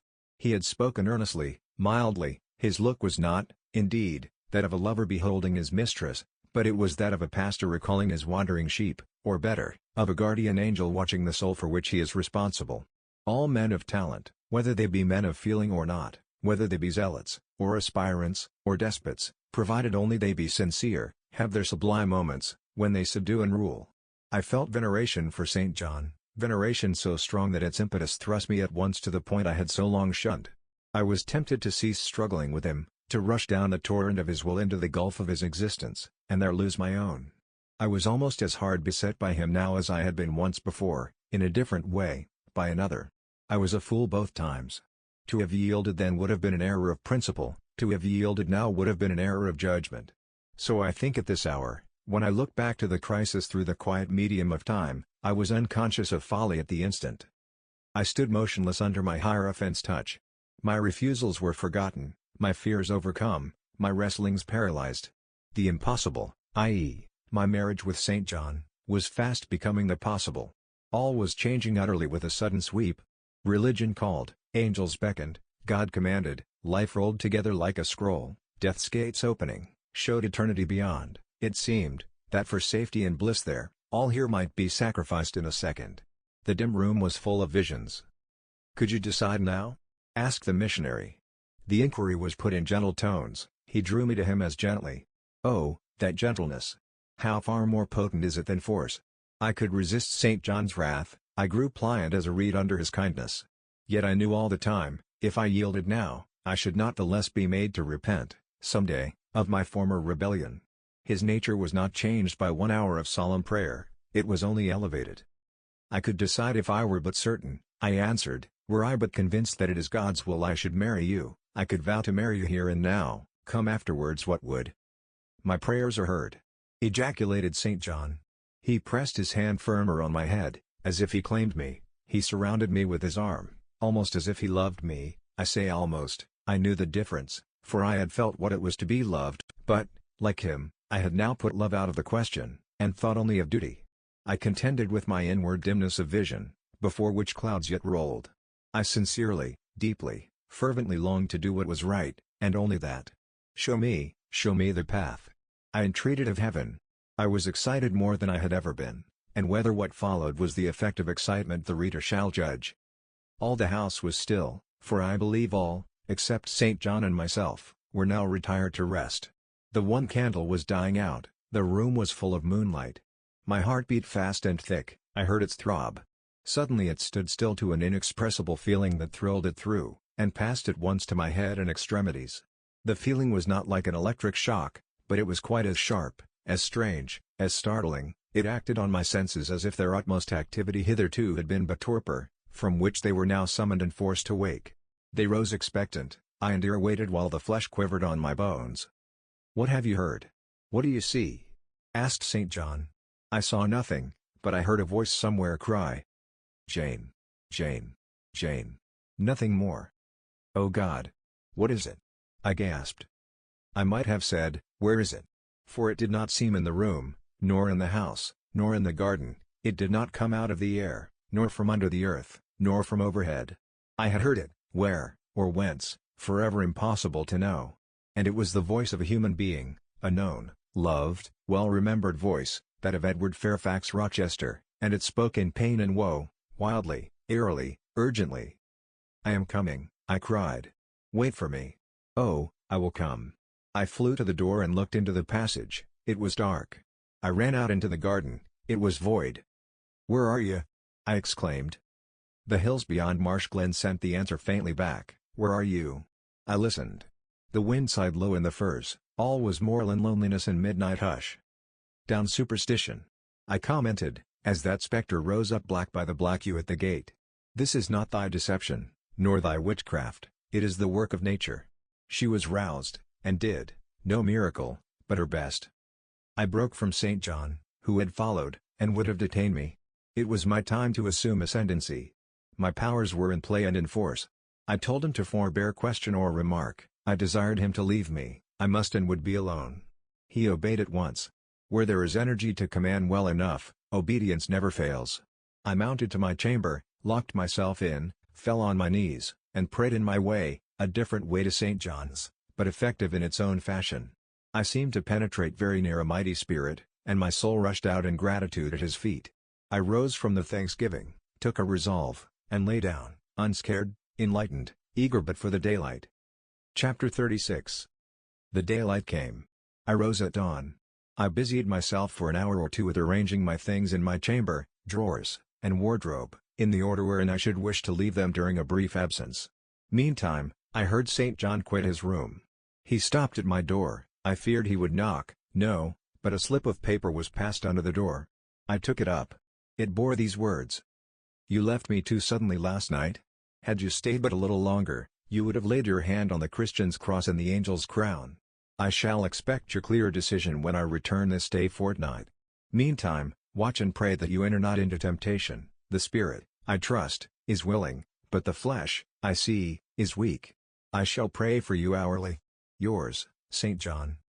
My spirit, I answered mentally, is willing to do what is right, and my flesh, I hope, is strong enough to accomplish the will of heaven, when once that will is distinctly known to me.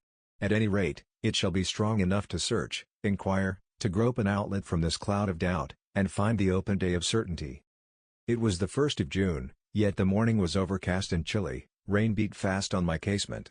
I heard the front door open, and St. John pass out. Looking through the window, I saw him traverse the garden. He took the way over the misty moors in the direction of Whitcross. There he would meet the coach. In a few more hours I shall succeed you in that track, cousin, thought I too have a coach to meet at Whitcross.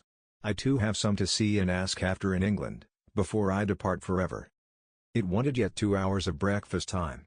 I filled the interval in walking softly about my room, and pondering the visitation which had given my plans their present bent. I recalled that inward sensation I had experienced, for I could recall it, with all its unspeakable strangeness. I recalled the voice I had heard. Again I questioned whence it came, as vainly as before. It seemed in me, not in the external world. I asked, was it a mere nervous impression, a delusion? I could not conceive or believe. It was more like an inspiration. The wondrous shock of feeling had come like the earthquake which shook the foundations of Paul and Silas's prison. It had opened the doors of the soul's cell and loosed its bands. It had wakened it out of its sleep, whence it sprang trembling, listening, aghast, then vibrated thrice a cry on my startled ear, and in my quaking heart and through my spirit, which neither feared nor shook, but exulted as if in joy over the success of one effort it had been privileged to make, independent of the cumbrous body.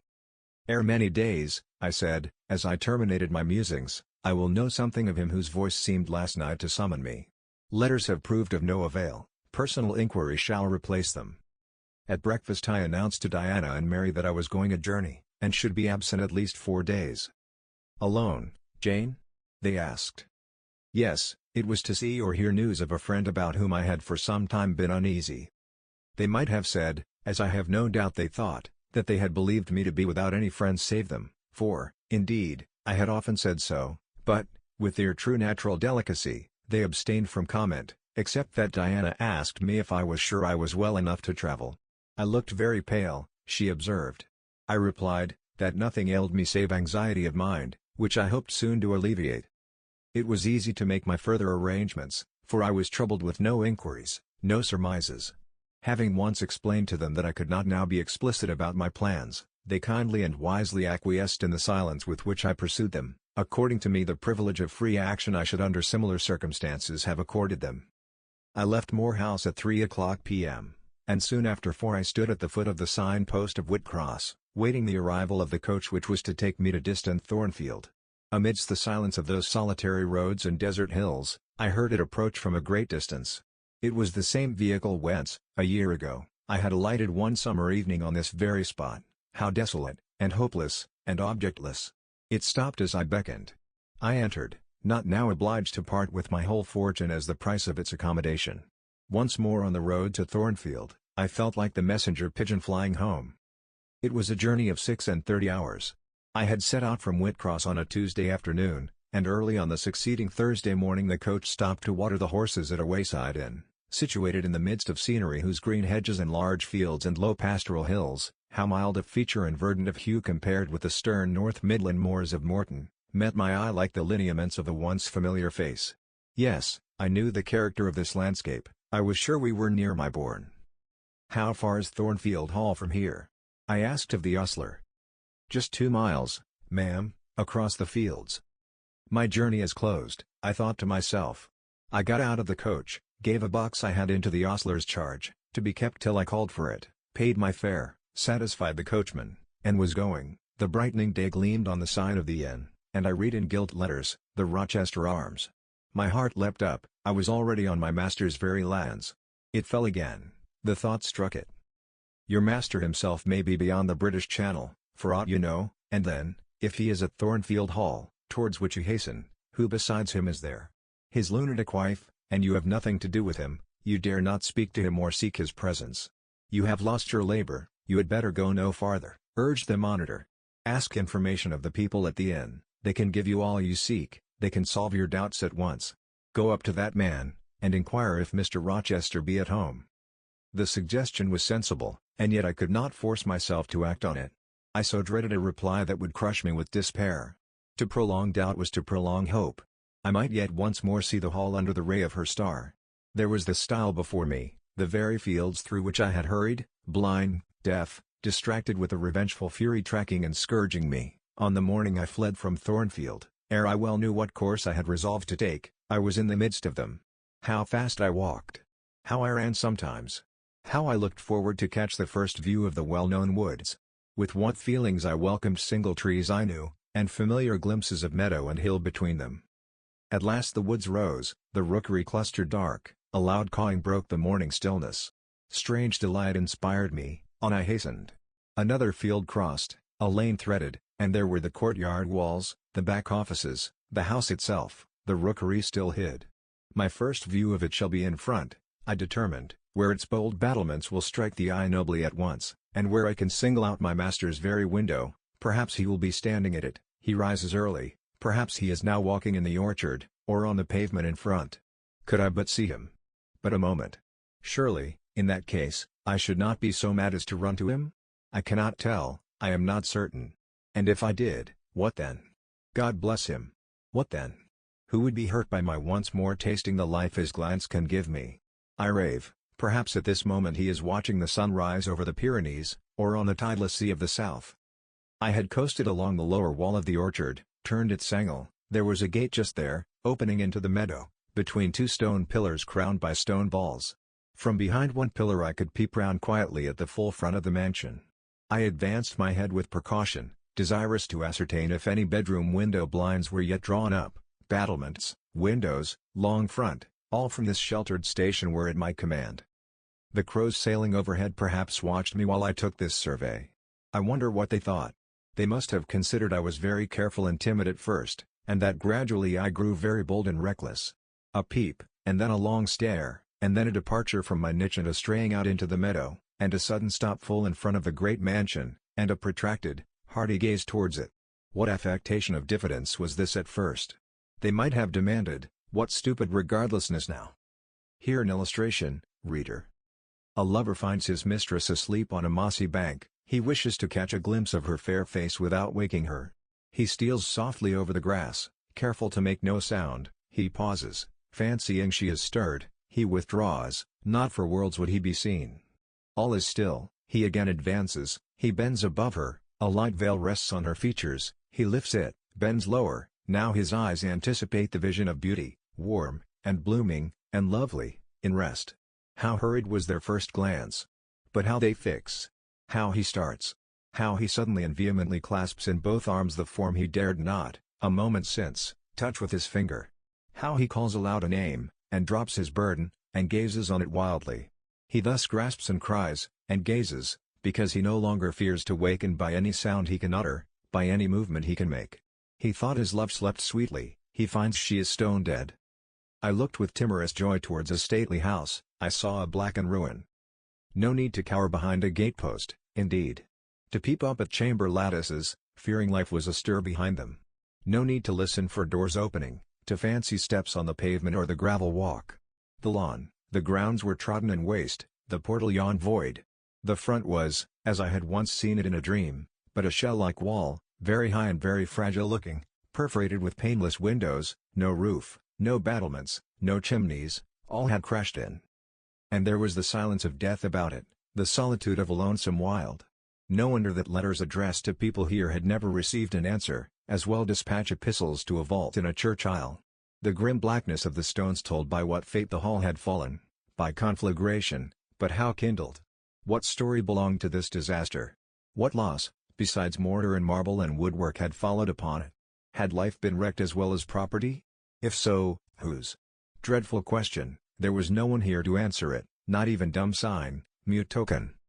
In wandering round the shattered walls and through the devastated interior, I gathered evidence that the calamity was not of late occurrence. Winter snows, I thought, had drifted through that void arch, winter rains beaten in at those hollow casements, for, amidst the drenched piles of rubbish, spring had cherished vegetation, grass and weed grew here and there between the stones and fallen rafters. And oh! Where meantime was the hapless owner of this wreck? In what land? Under what auspices? My eye involuntarily wandered to the grey church tower near the gates, and I asked, is he with Mr Rochester, sharing the shelter of his narrow marble house? Some answer must be had to these questions. I could find it nowhere but at the inn, and thither, ere long, I returned. The host himself brought my breakfast into the parlour. I requested him to shut the door and sit down. I had some questions to ask him. But when he complied, I scarcely knew how to begin, such horror had I of the possible answers. And yet the spectacle of desolation I had just left prepared me in a measure for a tale of misery. The host was a respectable-looking, middle-aged man. "You know Thornfield Hall, of course?" I managed to say at last. "Yes, ma'am, I lived there once." "Did you?" "Not in my time," I thought. "You're a stranger to me." "I was the late Mr. Rochester's butler," he added. The late. I seemed to have received, with full force, the blow I had been trying to evade. "The late," I gasped. "Is he dead?" "I mean the present gentleman, Mr. Edward's father," he explained. I breathed again, my blood resumed its flow. Fully assured by these words that Mr. Edward, my Mr. Rochester, God bless him, wherever he was at least alive, was, in short, the present gentleman. Gladdening words. It seemed I could hear all that was to come, whatever the disclosures might be, with comparative tranquillity. Since he was not in the grave, I could bear, I thought, to learn that he was at the Antipodes. "Is Mr. Rochester living at Thornfield Hall now?" I asked, knowing, of course, what the answer would be, but yet desirous of deferring the direct question as to where he really was. "No, ma'am, oh, no. No one is living there. I suppose you are a stranger in these parts, or you would have heard what happened last autumn. Thornfield Hall is quite a ruin, it was burnt down just about harvest time. A dreadful calamity. Such an immense quantity of valuable property destroyed, hardly any of the furniture could be saved. The fire broke out at dead of night, and before the engines arrived from Millcote, the building was one mass of flame. It was a terrible spectacle, I witnessed it myself." "At dead of night?" I muttered. "Yes, that was ever the hour of fatality at Thornfield. Was it known how it originated?" I demanded. "They guessed, ma'am, they guessed. Indeed, I should say it was ascertained beyond a doubt. You are not perhaps aware," he continued, edging his chair a little nearer the table, and speaking low, "that there was a lady, a lunatic, kept in the house." "I have heard something of it." "She was kept in very close confinement, ma'am. People even for some years was not absolutely certain of her existence. No one saw her, they only knew by rumor that such a person was at the Hall, and who or what she was it was difficult to conjecture. They said Mr. Edward had brought her from abroad, and some believed she had been his mistress. But a queer thing happened a year since, a very queer thing." I feared now to hear my own story. I endeavored to recall him to the main fact. "And this lady?" "This lady, ma'am," he answered, "turned out to be Mr. Rochester's wife. The discovery was brought about in the strangest way. There was a young lady, a governess at the Hall, that Mr. Rochester fell in." "But the fire," I suggested. "I'm coming to that, ma'am, that Mr. Edward fell in love with. The servants say they never saw anybody so much in love as he was after her continually. They used to watch him, servants will, you know, ma'am, and he set store on her past everything, for all, nobody but him thought her so very handsome. She was a little small thing, they say, almost like a child. I never saw her myself, but I've heard Leah, the housemaid, tell of her. Leah liked her well enough. Mr. Rochester was about 40, and this governess not 20, and you see, when gentlemen of his age fall in love with girls, they are often like as if they were bewitched. Well, he would marry her." "You shall tell me this part of the story another time," I said, "but now I have a particular reason for wishing to hear all about the fire. Was it suspected that this lunatic, Mrs. Rochester, had any hand in it?" "You've hit it, ma'am. It's quite certain that it was her, and nobody but her, that set it going. She had a woman to take care of her called Mrs. Poole, an able woman in her line, and very trustworthy, but for one fault, a fault common to a deal of them nurses and matrons, she kept a private bottle of gin by her, and now and then took a drop overmuch. It is excusable, for she had a hard life of it, but still it was dangerous, for when Mrs. Poole was fast asleep after the gin and water, the mad lady, who was as cunning as a witch, would take the keys out of her pocket, let herself out of her chamber, and go roaming about the house, doing any wild mischief that came into her head. They say she had nearly burned her husband in his bed once, but I don't know about that.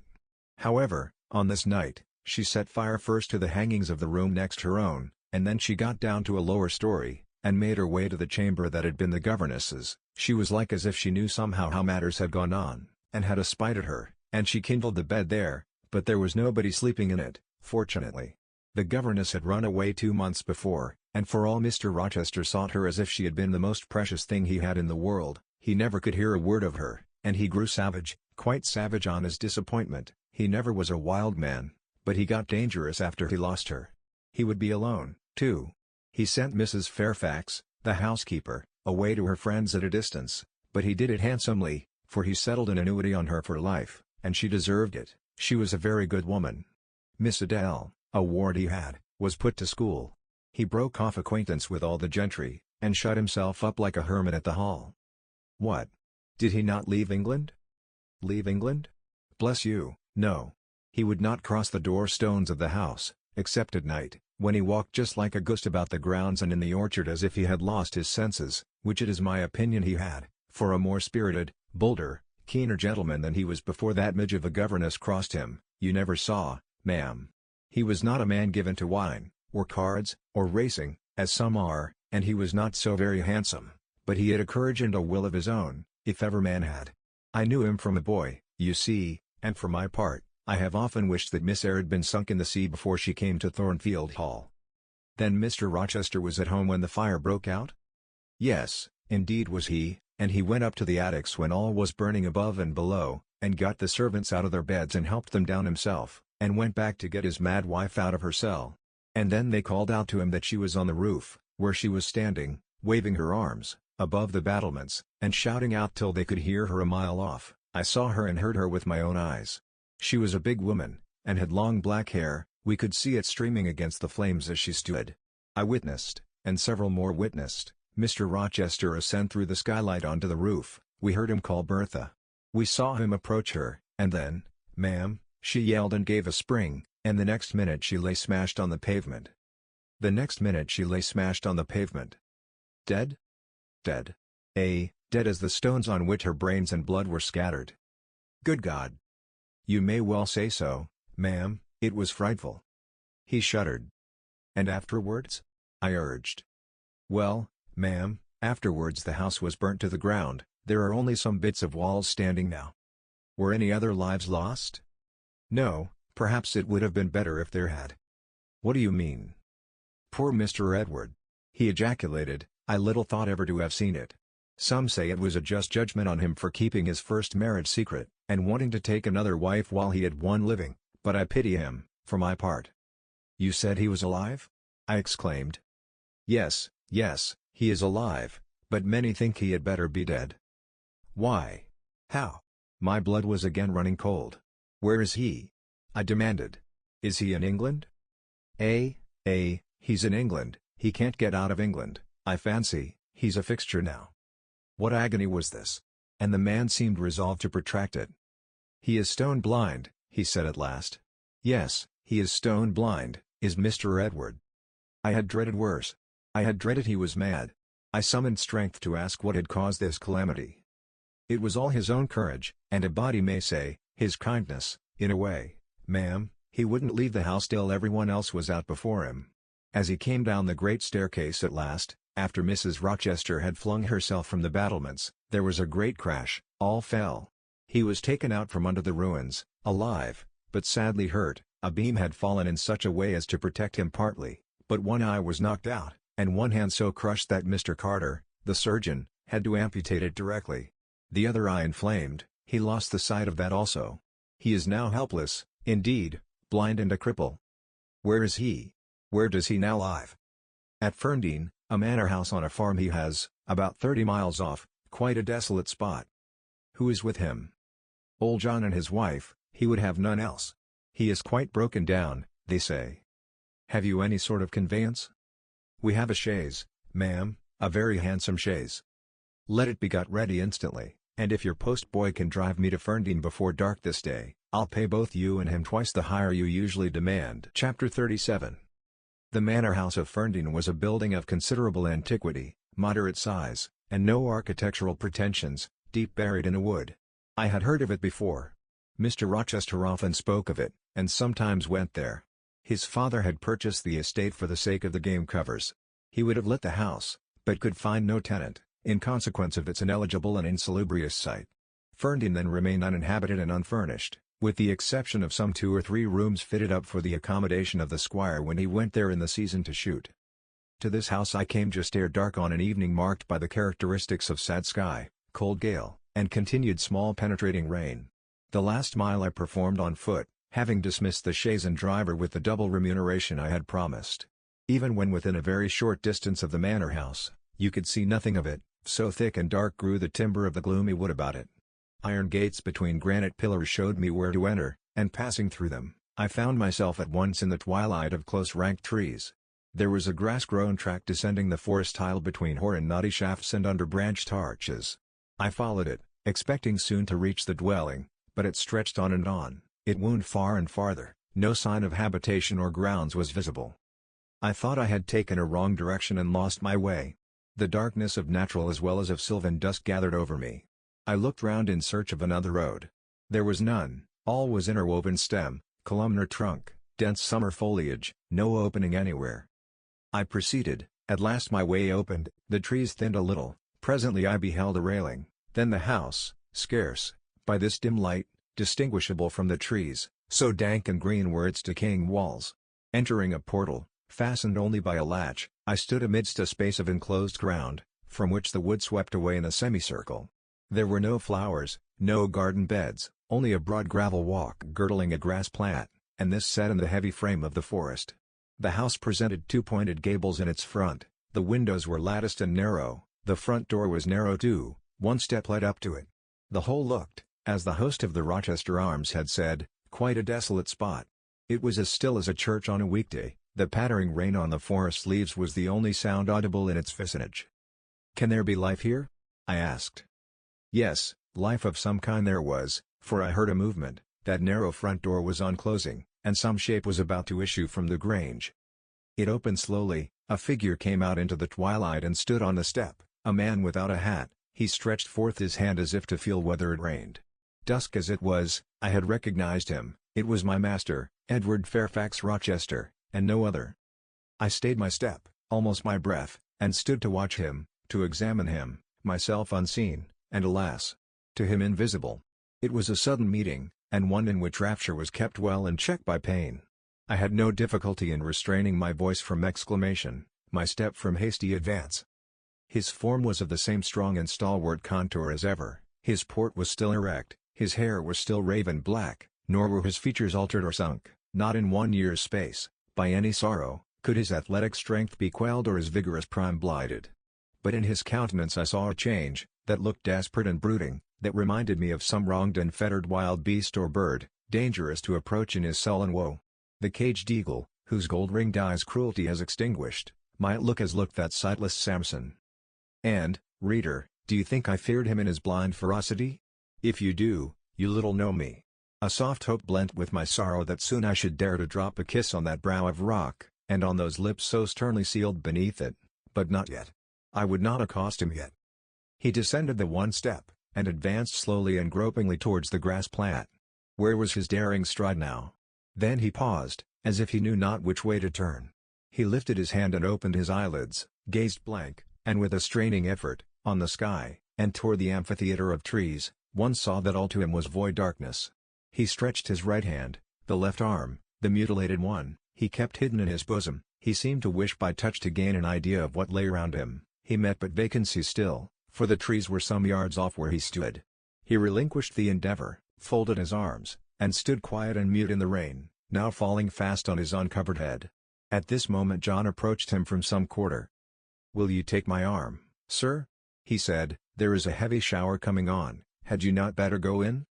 "Let me alone," was the answer. John withdrew without having observed me. Mr. Rochester now tried to walk about, vainly, all was too uncertain. He groped his way back to the house, and, re-entering it, closed the door. I now drew near and knocked. John's wife opened for me. "Mary," I said, "how are you?" She started as if she had seen a ghost. I calmed her. To her hurried, "Is it really you, miss, come at this late hour to this lonely place?" I answered by taking her hand, and then I followed her into the kitchen, where John now sat by a good fire. I explained to them, in few words, that I had heard all which had happened since I left Thornfield, and that I was come to see Mr. Rochester. I asked John to go down to the turnpike house, where I had dismissed the chaise, and bring my trunk, which I had left there, and then, while I removed my bonnet and shawl, I questioned Mary as to whether I could be accommodated at the manor house for the night, and finding that arrangements to that effect, though difficult, would not be impossible, I informed her I should stay. Just at this moment the parlor bell rang. "When you go in," said I, "tell your master that a person wishes to speak to him, but do not give my name." "I don't think he will see you," she answered, "he refuses everybody." When she returned, I inquired what he had said. "You are to send in your name and your business," she replied. She then proceeded to fill a glass with water, and place it on a tray, together with candles. "Is that what he rang for?" I asked. "Yes, he always has candles brought in at dark, though he is blind." "Give the tray to me, I will carry it in." I took it from her hand, she pointed me out the parlor door. The tray shook as I held it, the water spilt from the glass, my heart struck my ribs loud and fast. Mary opened the door for me, and shut it behind me. This parlor looked gloomy. A neglected handful of fire burnt low in the grate, and, leaning over it, with his head supported against the high, old-fashioned mantelpiece, appeared the blind tenant of the room. His old dog, Pilot, lay on one side, removed out of the way, and coiled up as if afraid of being inadvertently trodden upon. Pilot pricked up his ears when I came in, then he jumped up with a yelp and a whine, and bounded towards me. He almost knocked the tray from my hands. I set it on the table, then patted him, and said softly, "Lie down." Mr. Rochester turned mechanically to see what the commotion was, but as he saw nothing, he returned and sighed. "Give me the water, Mary," he said. I approached him with the now only half-filled glass. Pilot followed me, still excited. "What is the matter?" he inquired. "Down, Pilot," I again said. He checked the water on its way to his lips, and seemed to listen. He drank, and put the glass down. "This is you, Mary, is it not?" "Mary is in the kitchen," I answered. He put out his hand with a quick gesture, but not seeing where I stood, he did not touch me. "Who is this? Who is this?" he demanded, trying, as it seemed, to see with those sightless eyes, unavailing and distressing attempt. "Answer me, speak again," he ordered, imperiously and aloud. "Will you have a little more water, sir?" "I spilt half of what was in the glass," I said. "Who is it? What is it? Who speaks?" "Pilot knows me, and John and Mary know I am here. I came only this evening," I answered. Great God! What delusion has come over me? What sweet madness has seized me? No delusion, no madness, your mind, sir, is too strong for delusion, your health too sound for frenzy. And where is the speaker? Is it only a voice? Oh! I cannot see, but I must feel, or my heart will stop and my brain burst. Whatever, whoever you are, be perceptible to the touch or I cannot live. He groped, I arrested his wandering hand, and prisoned it in both mine. Her very fingers! He cried, her small, slight fingers. If so, there must be more of her. The muscular hand broke from my custody, my arm was seized, my shoulder, neck, waist, I was entwined and gathered to him. Is it Jane? What is it? This is her shape, this is her size. And this her voice, I added. She is all here, her heart, too. God bless you, sir. I am glad to be so near you again. Jane Eyre, was all he said. My dear master, I answered, I am Jane Eyre, I have found you out, I am come back to you. In truth? In the flesh? My living Jane?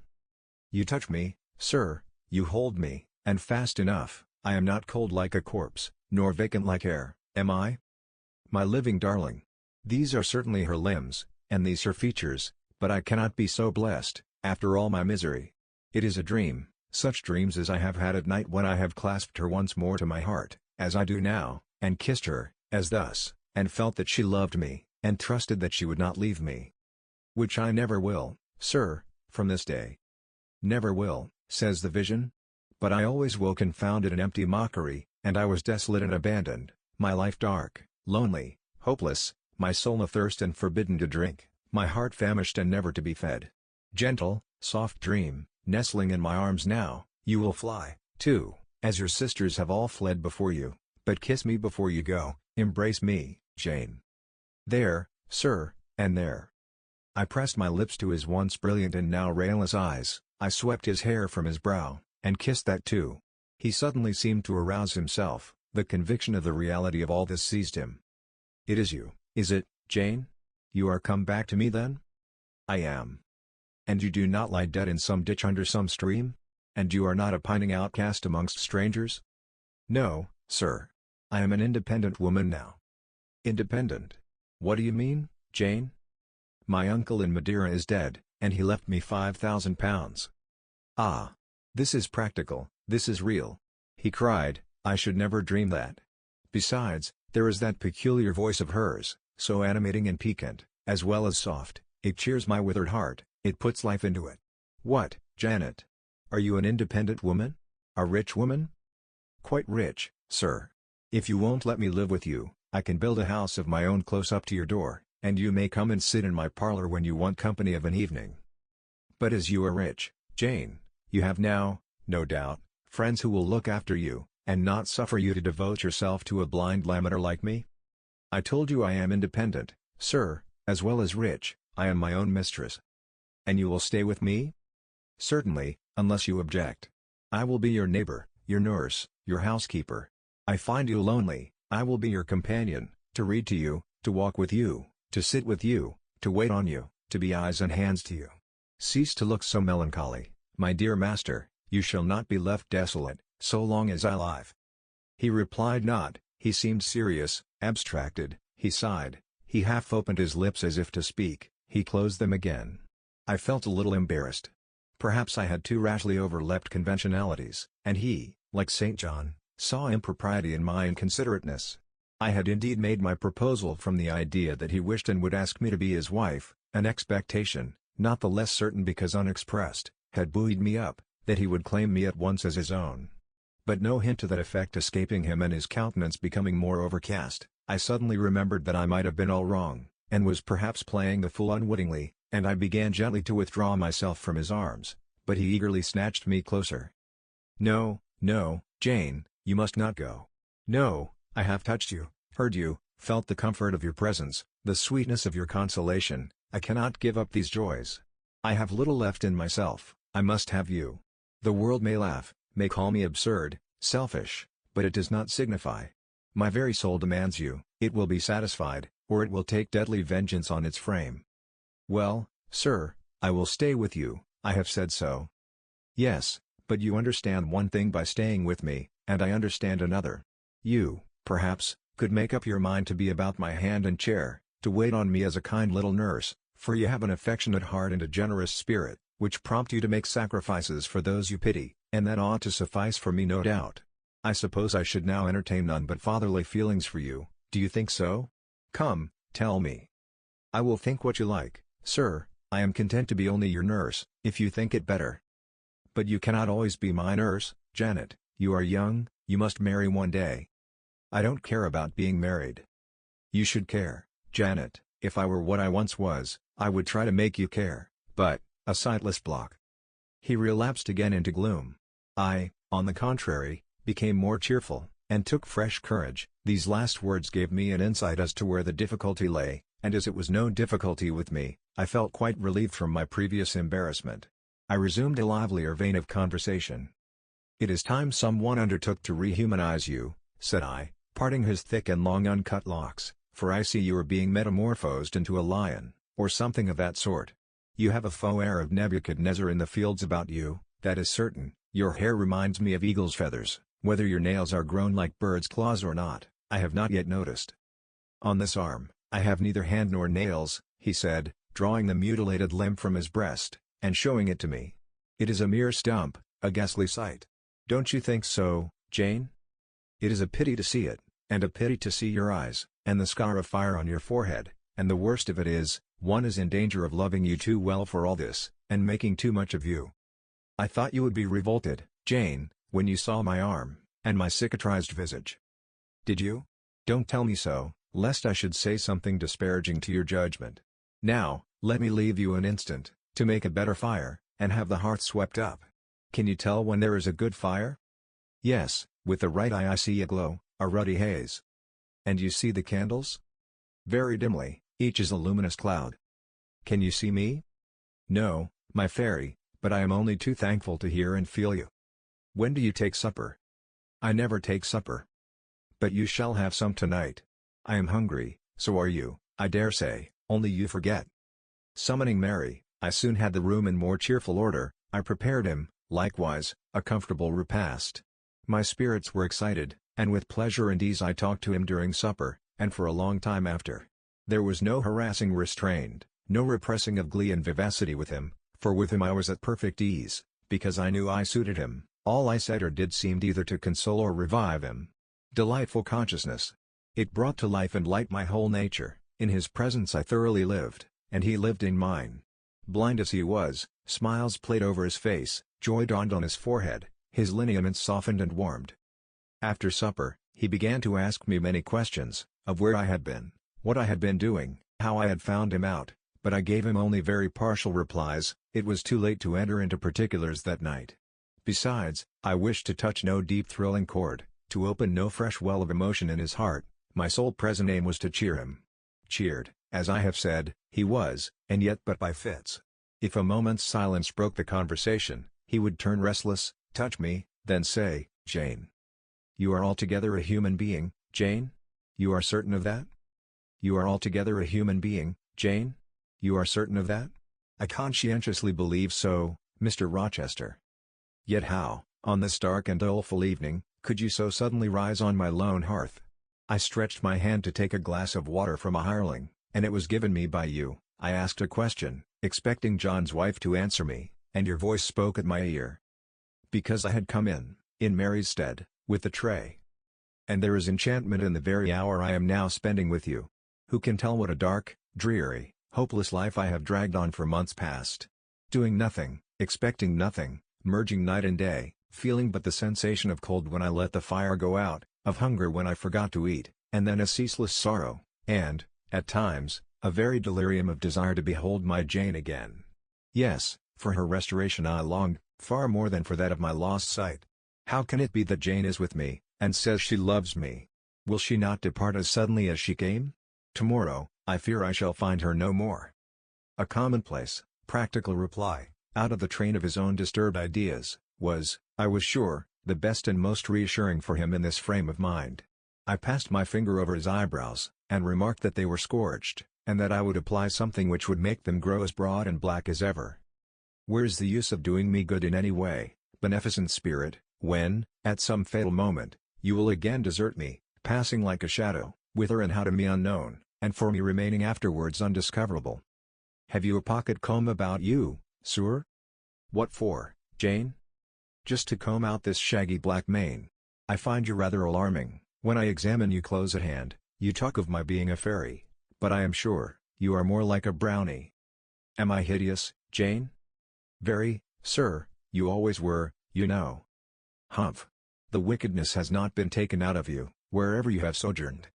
Yet I have been with good people, far better than you, 100 times better people, possessed of ideas and views you never entertained in your life, quite more refined and exalted. Who the deuce have you been with? If you twist in that way you will make me pull the hair out of your head, and then I think you will cease to entertain doubts of my substantiality. Who have you been with, Jane? You shall not get it out of me tonight, sir. You must wait till tomorrow. To leave my tale half told, will, you know, be a sort of security that I shall appear at your breakfast table to finish it. By the by, I must mind not to rise on your hearth with only a glass of water then. I must bring an egg at the least, to say nothing of fried ham. You mocking changeling, fairy-born and human-bred. You make me feel as I have not felt these 12 months. If Saul could have had you for his David, the evil spirit would have been exorcised without the aid of the harp. There, sir, you are redd up and made decent. Now I'll leave you. I have been traveling these last 3 days, and I believe I am tired. Good night. Just one word, Jane, were there only ladies in the house where you have been? I laughed and made my escape, still laughing as I ran upstairs. A good idea. I thought with glee. I see I have the means of fretting him out of his melancholy for some time to come. Very early the next morning I heard him up and astir, wandering from one room to another. As soon as Mary came down I heard the question, "Is Miss Eyre here?" Then, "Which room did you put her into? Was it dry? Is she up? Go and ask if she wants anything, and when she will come down." I came down as soon as I thought there was a prospect of breakfast. Entering the room very softly, I had a view of him before he discovered my presence. It was mournful, indeed, to witness the subjugation of that vigorous spirit to a corporeal infirmity. He sat in his chair, still, but not at rest, expectant evidently, the lines of now habitual sadness marking his strong features. His countenance reminded one of a lamp quenched, waiting to be relit, and alas! It was not himself that could now kindle the luster of animated expression, he was dependent on another for that office.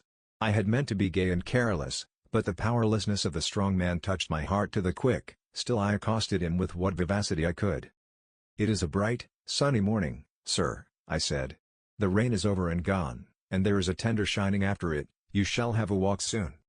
I had wakened the glow, his features beamed. "Oh, you are indeed there, my skylark. Come to me. You are not gone, not vanished? I heard one of your kind an hour ago, singing high over the wood, but its song had no music for me, any more than the rising sun had rays.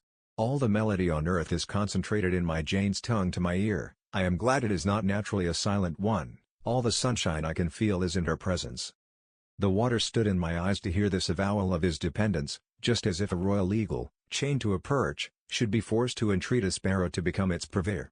But I would not be lachrymose. I dashed off the salt drops, and busied myself with preparing breakfast. Most of the morning was spent in the open air.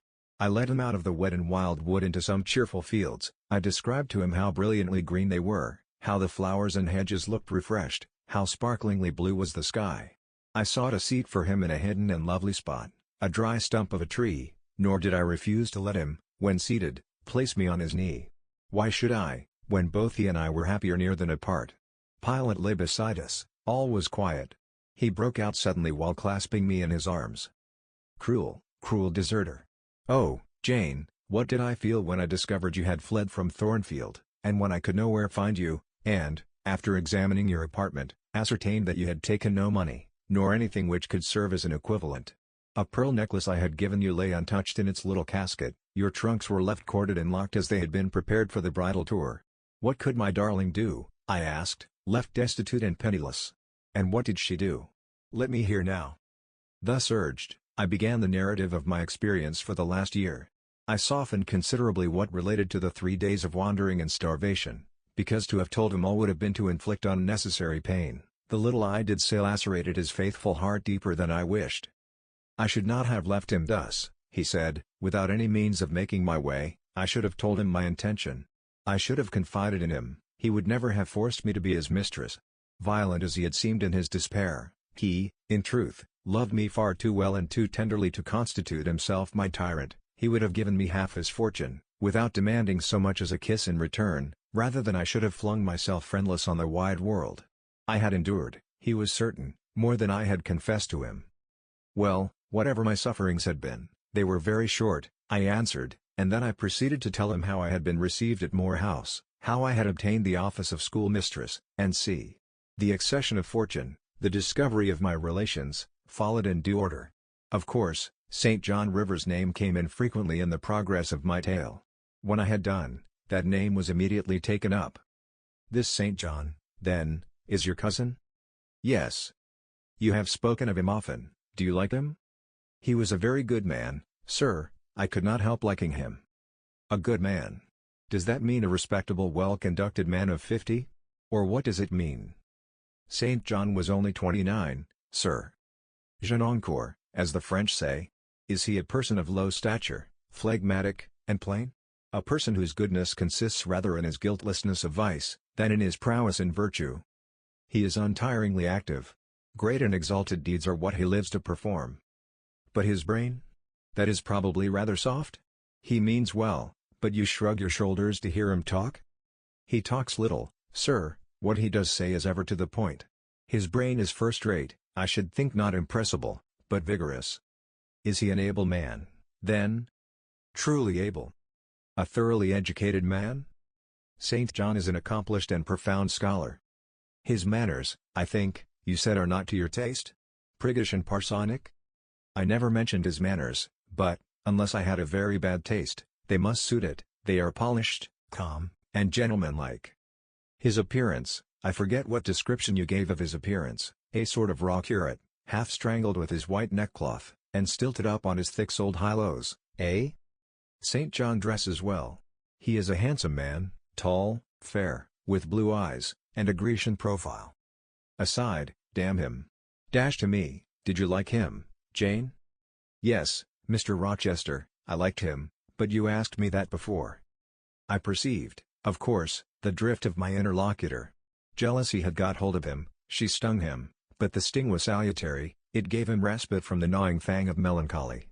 I would not, therefore, immediately charm the snake. "Perhaps you would rather not sit any longer on my knee, Miss Eyre?" was the next somewhat unexpected observation. "Why not, Mr. Rochester? The picture you have just drawn is suggestive of a rather too overwhelming contrast. Your words have delineated very prettily a graceful Apollo. He is present to your imagination, tall, fair, blue-eyed, and with a Grecian profile. Your eyes dwell on a Vulcan, a real blacksmith, brown, broad-shouldered, and blind and lame into the bargain. I never thought of it, before, but you certainly are rather like Vulcan, sir. Well, you can leave me, ma'am, but before you go," and he retained me by a firmer grasp than ever, "you will be pleased just to answer me a question or two." He paused. "What questions, Mr. Rochester?" Then followed this cross-examination. "St. John made you schoolmistress of Morton before he knew you were his cousin?" "Yes." "You would often see him? He would visit the school sometimes?" "Daily." "He would approve of your plans, Jane? I know they would be clever, for you are a talented creature." "He approved of them, yes." "He would discover many things in you he could not have expected to find? Some of your accomplishments are not ordinary." "I don't know about that." "You had a little cottage near the school, you say. Did he ever come there to see you?" "Now and then." "Of an evening?" "Once or twice." A pause. "How long did you reside with him and his sisters after the cousinship was discovered?" 5 months." "Did Rivers spend much time with the ladies of his family?" "Yes, the back parlor was both his study and ours. He sat near the window, and we by the table." "Did he study much?" "A good deal." "What?" "Hindostani." "And what did you do meantime?" "I learnt German, at first." "Did he teach you?"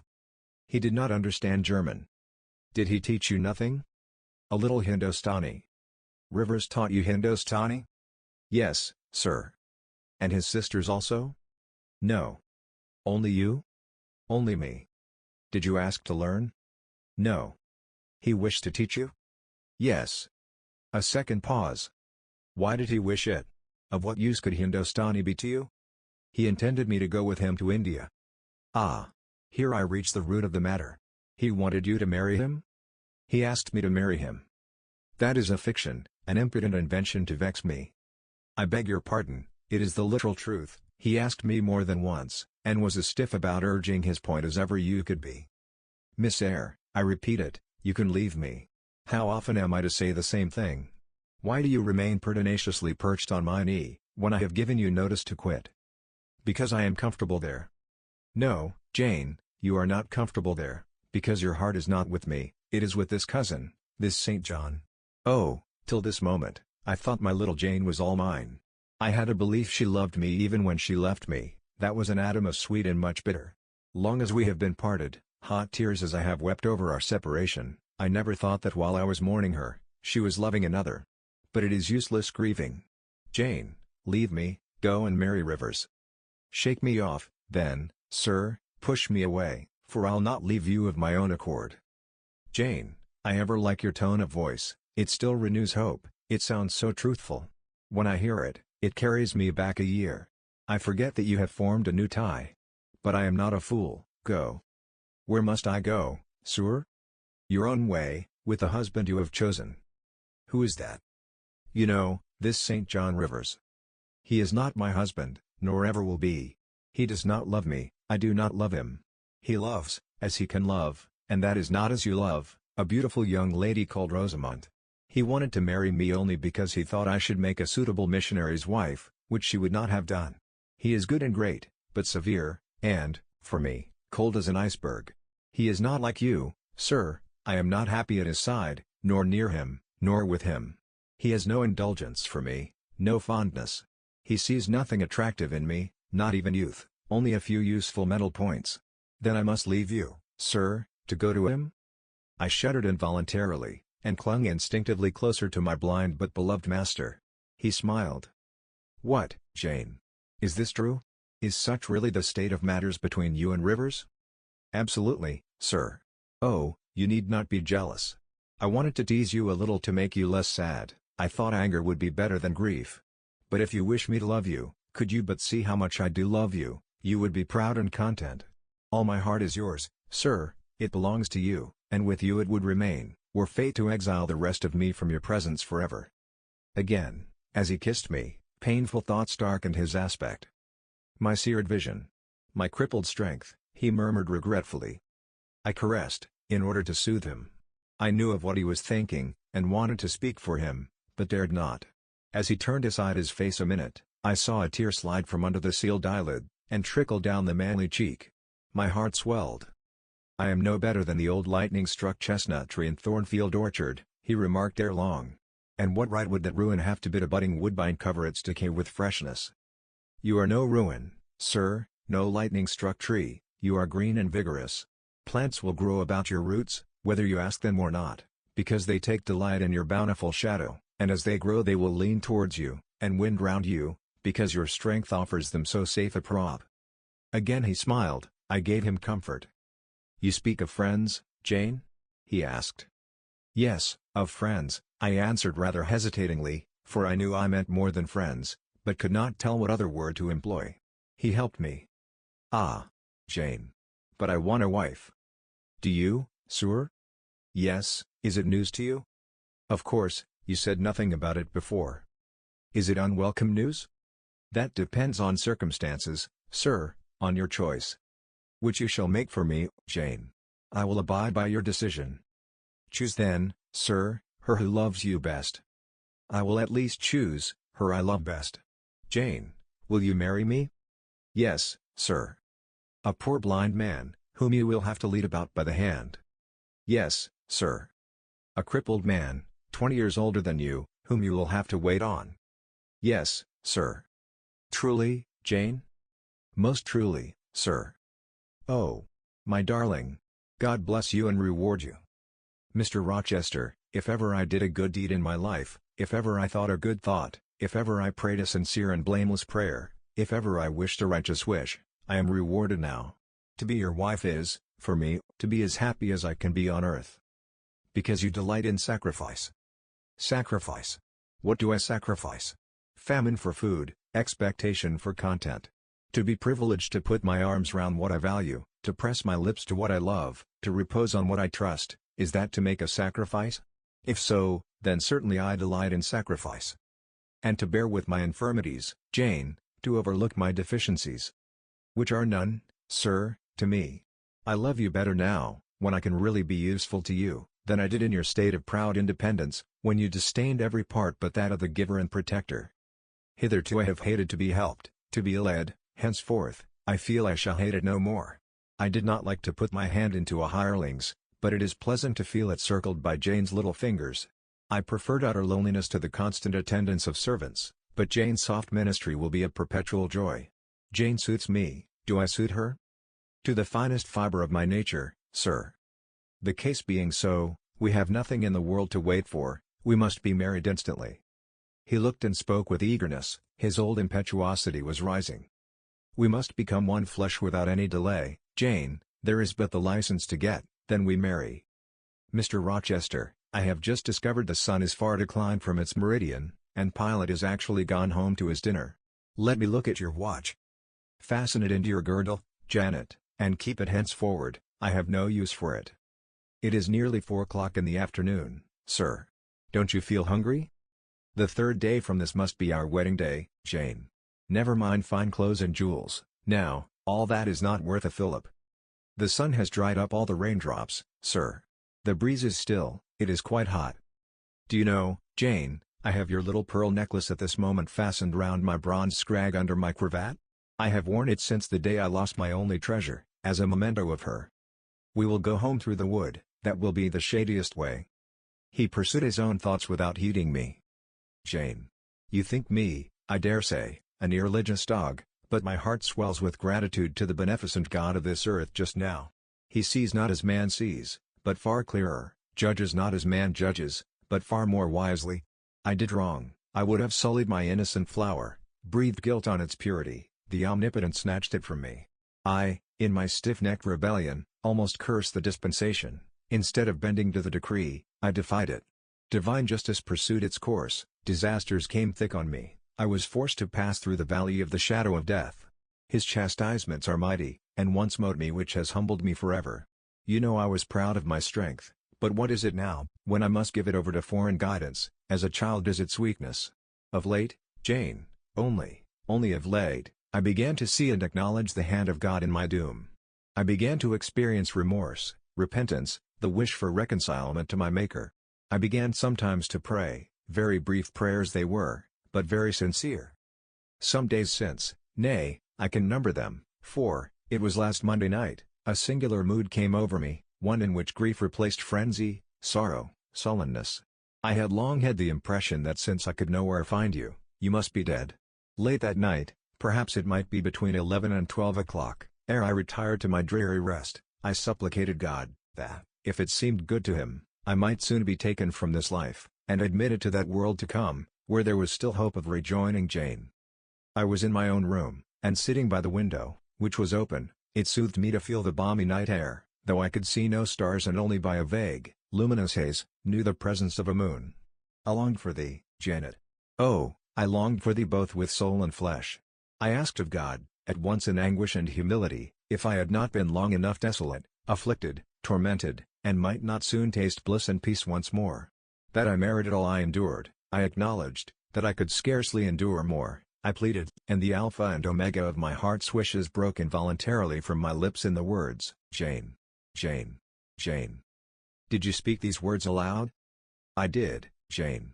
If any listener had heard me, he would have thought me mad, I pronounced them with such frantic energy.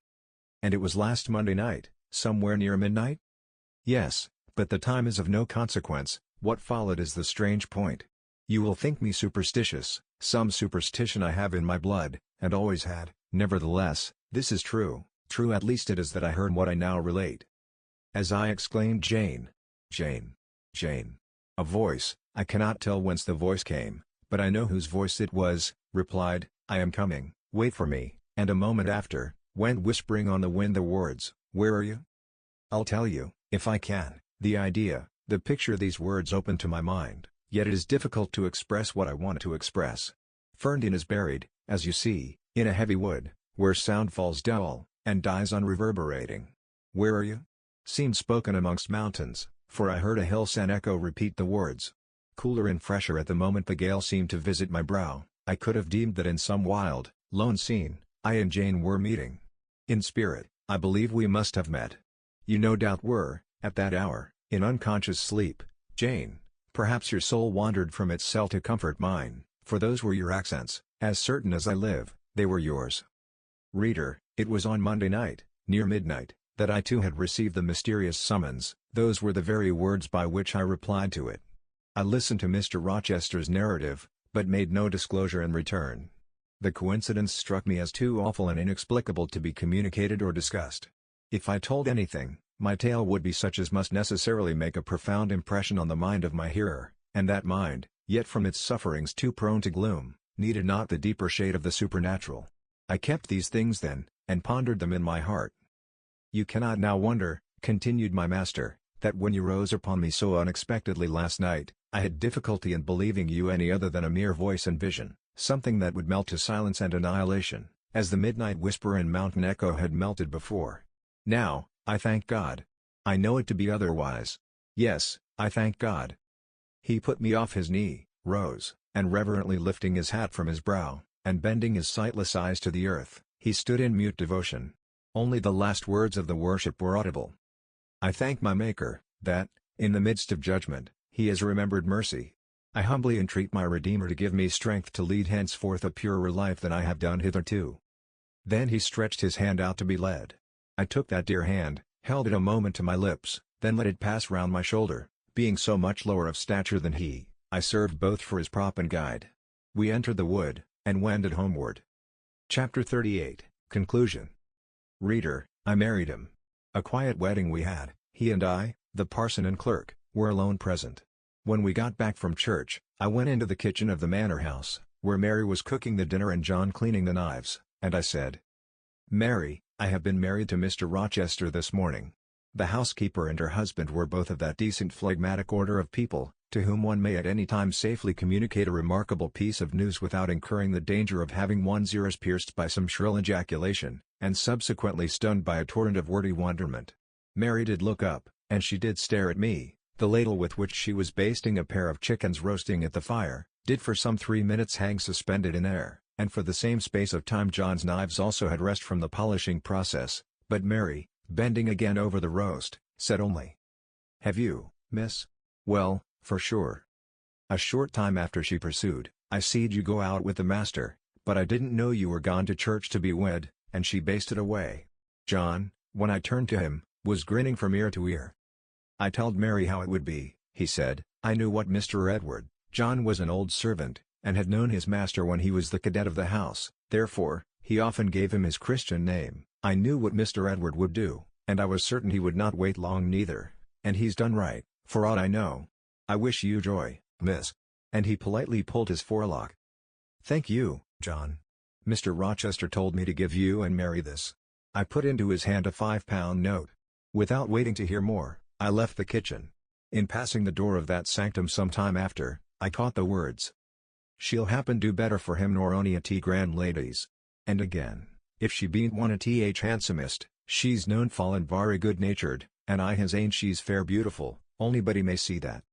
I wrote to Morehouse and to Cambridge immediately, to say what I had done, fully explaining also why I had thus acted.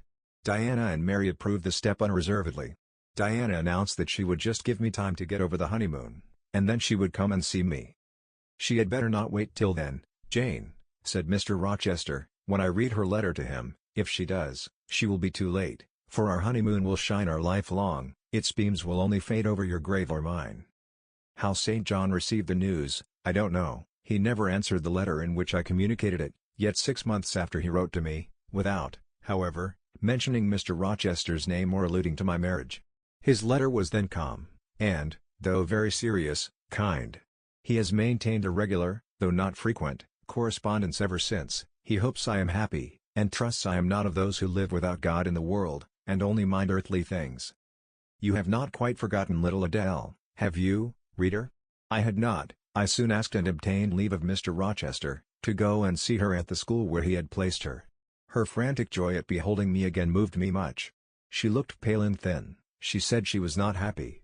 I found the rules of the establishment were too strict, its course of study too severe for a child of her age. I took her home with me. I meant to become her governess once more, but I soon found this impracticable. My time and cares were now required by another, my husband needed them all. So I sought out a school conducted on a more indulgent system, and near enough to permit of my visiting her often, and bringing her home sometimes. I took care she should never want for anything that could contribute to her comfort. She soon settled in her new abode, became very happy there, and made fair progress in her studies. As she grew up, a sound English education corrected in a great measure her French defects, and when she left school, I found in her a pleasing and obliging companion, docile, good-tempered, and well-principled. By her grateful attention to me and mine, she has long since well repaid any little kindness I ever had it in my power to offer her. My tale draws to its close. One word respecting my experience of married life, and one brief glance at the fortunes of those whose names have most frequently recurred in this narrative, and I have done. I have now been married 10 years. I know what it is to live entirely for and with what I love best on earth. I hold myself supremely blessed, blessed beyond what language can express, because I am my husband's life as fully as he is mine. No woman was ever nearer to her mate than I am, ever more absolutely bone of his bone and flesh of his flesh. I know no weariness of my Edward's society, he knows none of mine, any more than we each do of the pulsation of the heart that beats in our separate bosoms. Consequently, we are ever together. To be together is for us to be at once as free as in solitude, as gay as in company. We talk, I believe, all day long. To talk to each other is but a more animated and inaudible thinking. All my confidence is bestowed on him, all his confidence is devoted to me. We are precisely suited in character, perfect concord is the result. Mr. Rochester continued blind the first 2 years of our union. Perhaps it was that circumstance that drew us so very near, that knit us so very close, for I was then his vision, as I am still his right hand. Literally, I was, what he often called me, the apple of his eye. He saw nature, he saw books through me, and never did I weary of gazing for his behalf, and of putting into words the effect of field, tree, town, river, cloud, sunbeam, of the landscape before us, of the weather round us, and impressing by sound on his ear what light could no longer stamp on his eye. Never did I weary of reading to him, never did I weary of conducting him where he wished to go, of doing for him what he wished to be done. And there was a pleasure in my services, most full, most exquisite, even though sad, because he claimed these services without painful shame or damping humiliation. He loved me so truly, that he knew no reluctance in profiting by my attendance. He felt I loved him so fondly, that to yield that attendance was to indulge my sweetest wishes. One morning at the end of the 2 years, as I was writing a letter to his dictation, he came and bent over me, and said, "Jane, have you a glittering ornament round your neck?" I had a gold watch chain, I answered yes. "And have you a pale blue dress on?" "And have you a pale blue dress on?" I had. He informed me then, that for some time he had fancied the obscurity clouding one eye was becoming less dense, and that now he was sure of it. He and I went up to London. He had the advice of an eminent oculist, and he eventually recovered the sight of that one eye. He cannot now see very distinctly, he cannot read or write much, but he can find his way without being led by the hand. The sky is no longer a blank to him, the earth no longer a void. When his firstborn was put into his arms, he could see that the boy had inherited his own eyes, as they once were, large, brilliant, and black. On that occasion, he again, with a full heart, acknowledged that God had tempered judgment with mercy. My Edward and I, then, are happy, and the more so, because those we most love are happy likewise.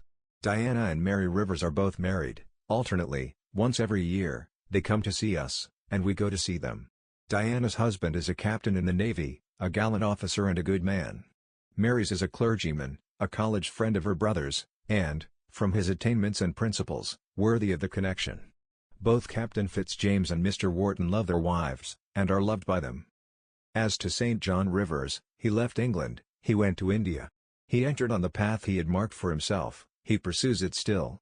A more resolute, indefatigable pioneer never wrought amid strokes and dangers. Firm, faithful, and devoted, full of energy, and zeal, and truth, he labors for his race, he clears their painful way to improvement, he hews down like a giant the prejudices of creed and caste that encumber it. He may be stern, he may be exacting, he may be ambitious yet, but his is the sternness of the warrior Greatheart, who guards his pilgrim convoy from the onslaught of Apollyon.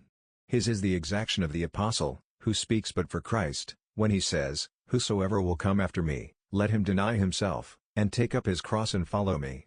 His is the ambition of the high master spirit, which aims to fill a place in the first rank of those who are redeemed from the earth, who stand without fault before the throne of God, who share the last mighty victories of the Lamb, who are called, and chosen, and faithful.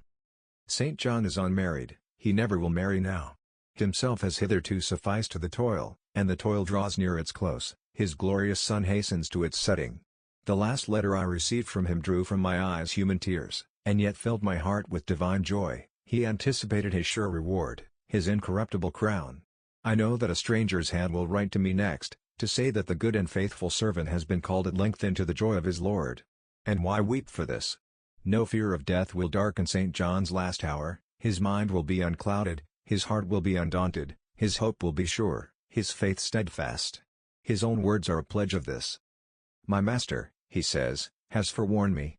Daily he announces more distinctly, "Surely I come quickly." And hourly I more eagerly respond, "Amen, even so come, Lord Jesus."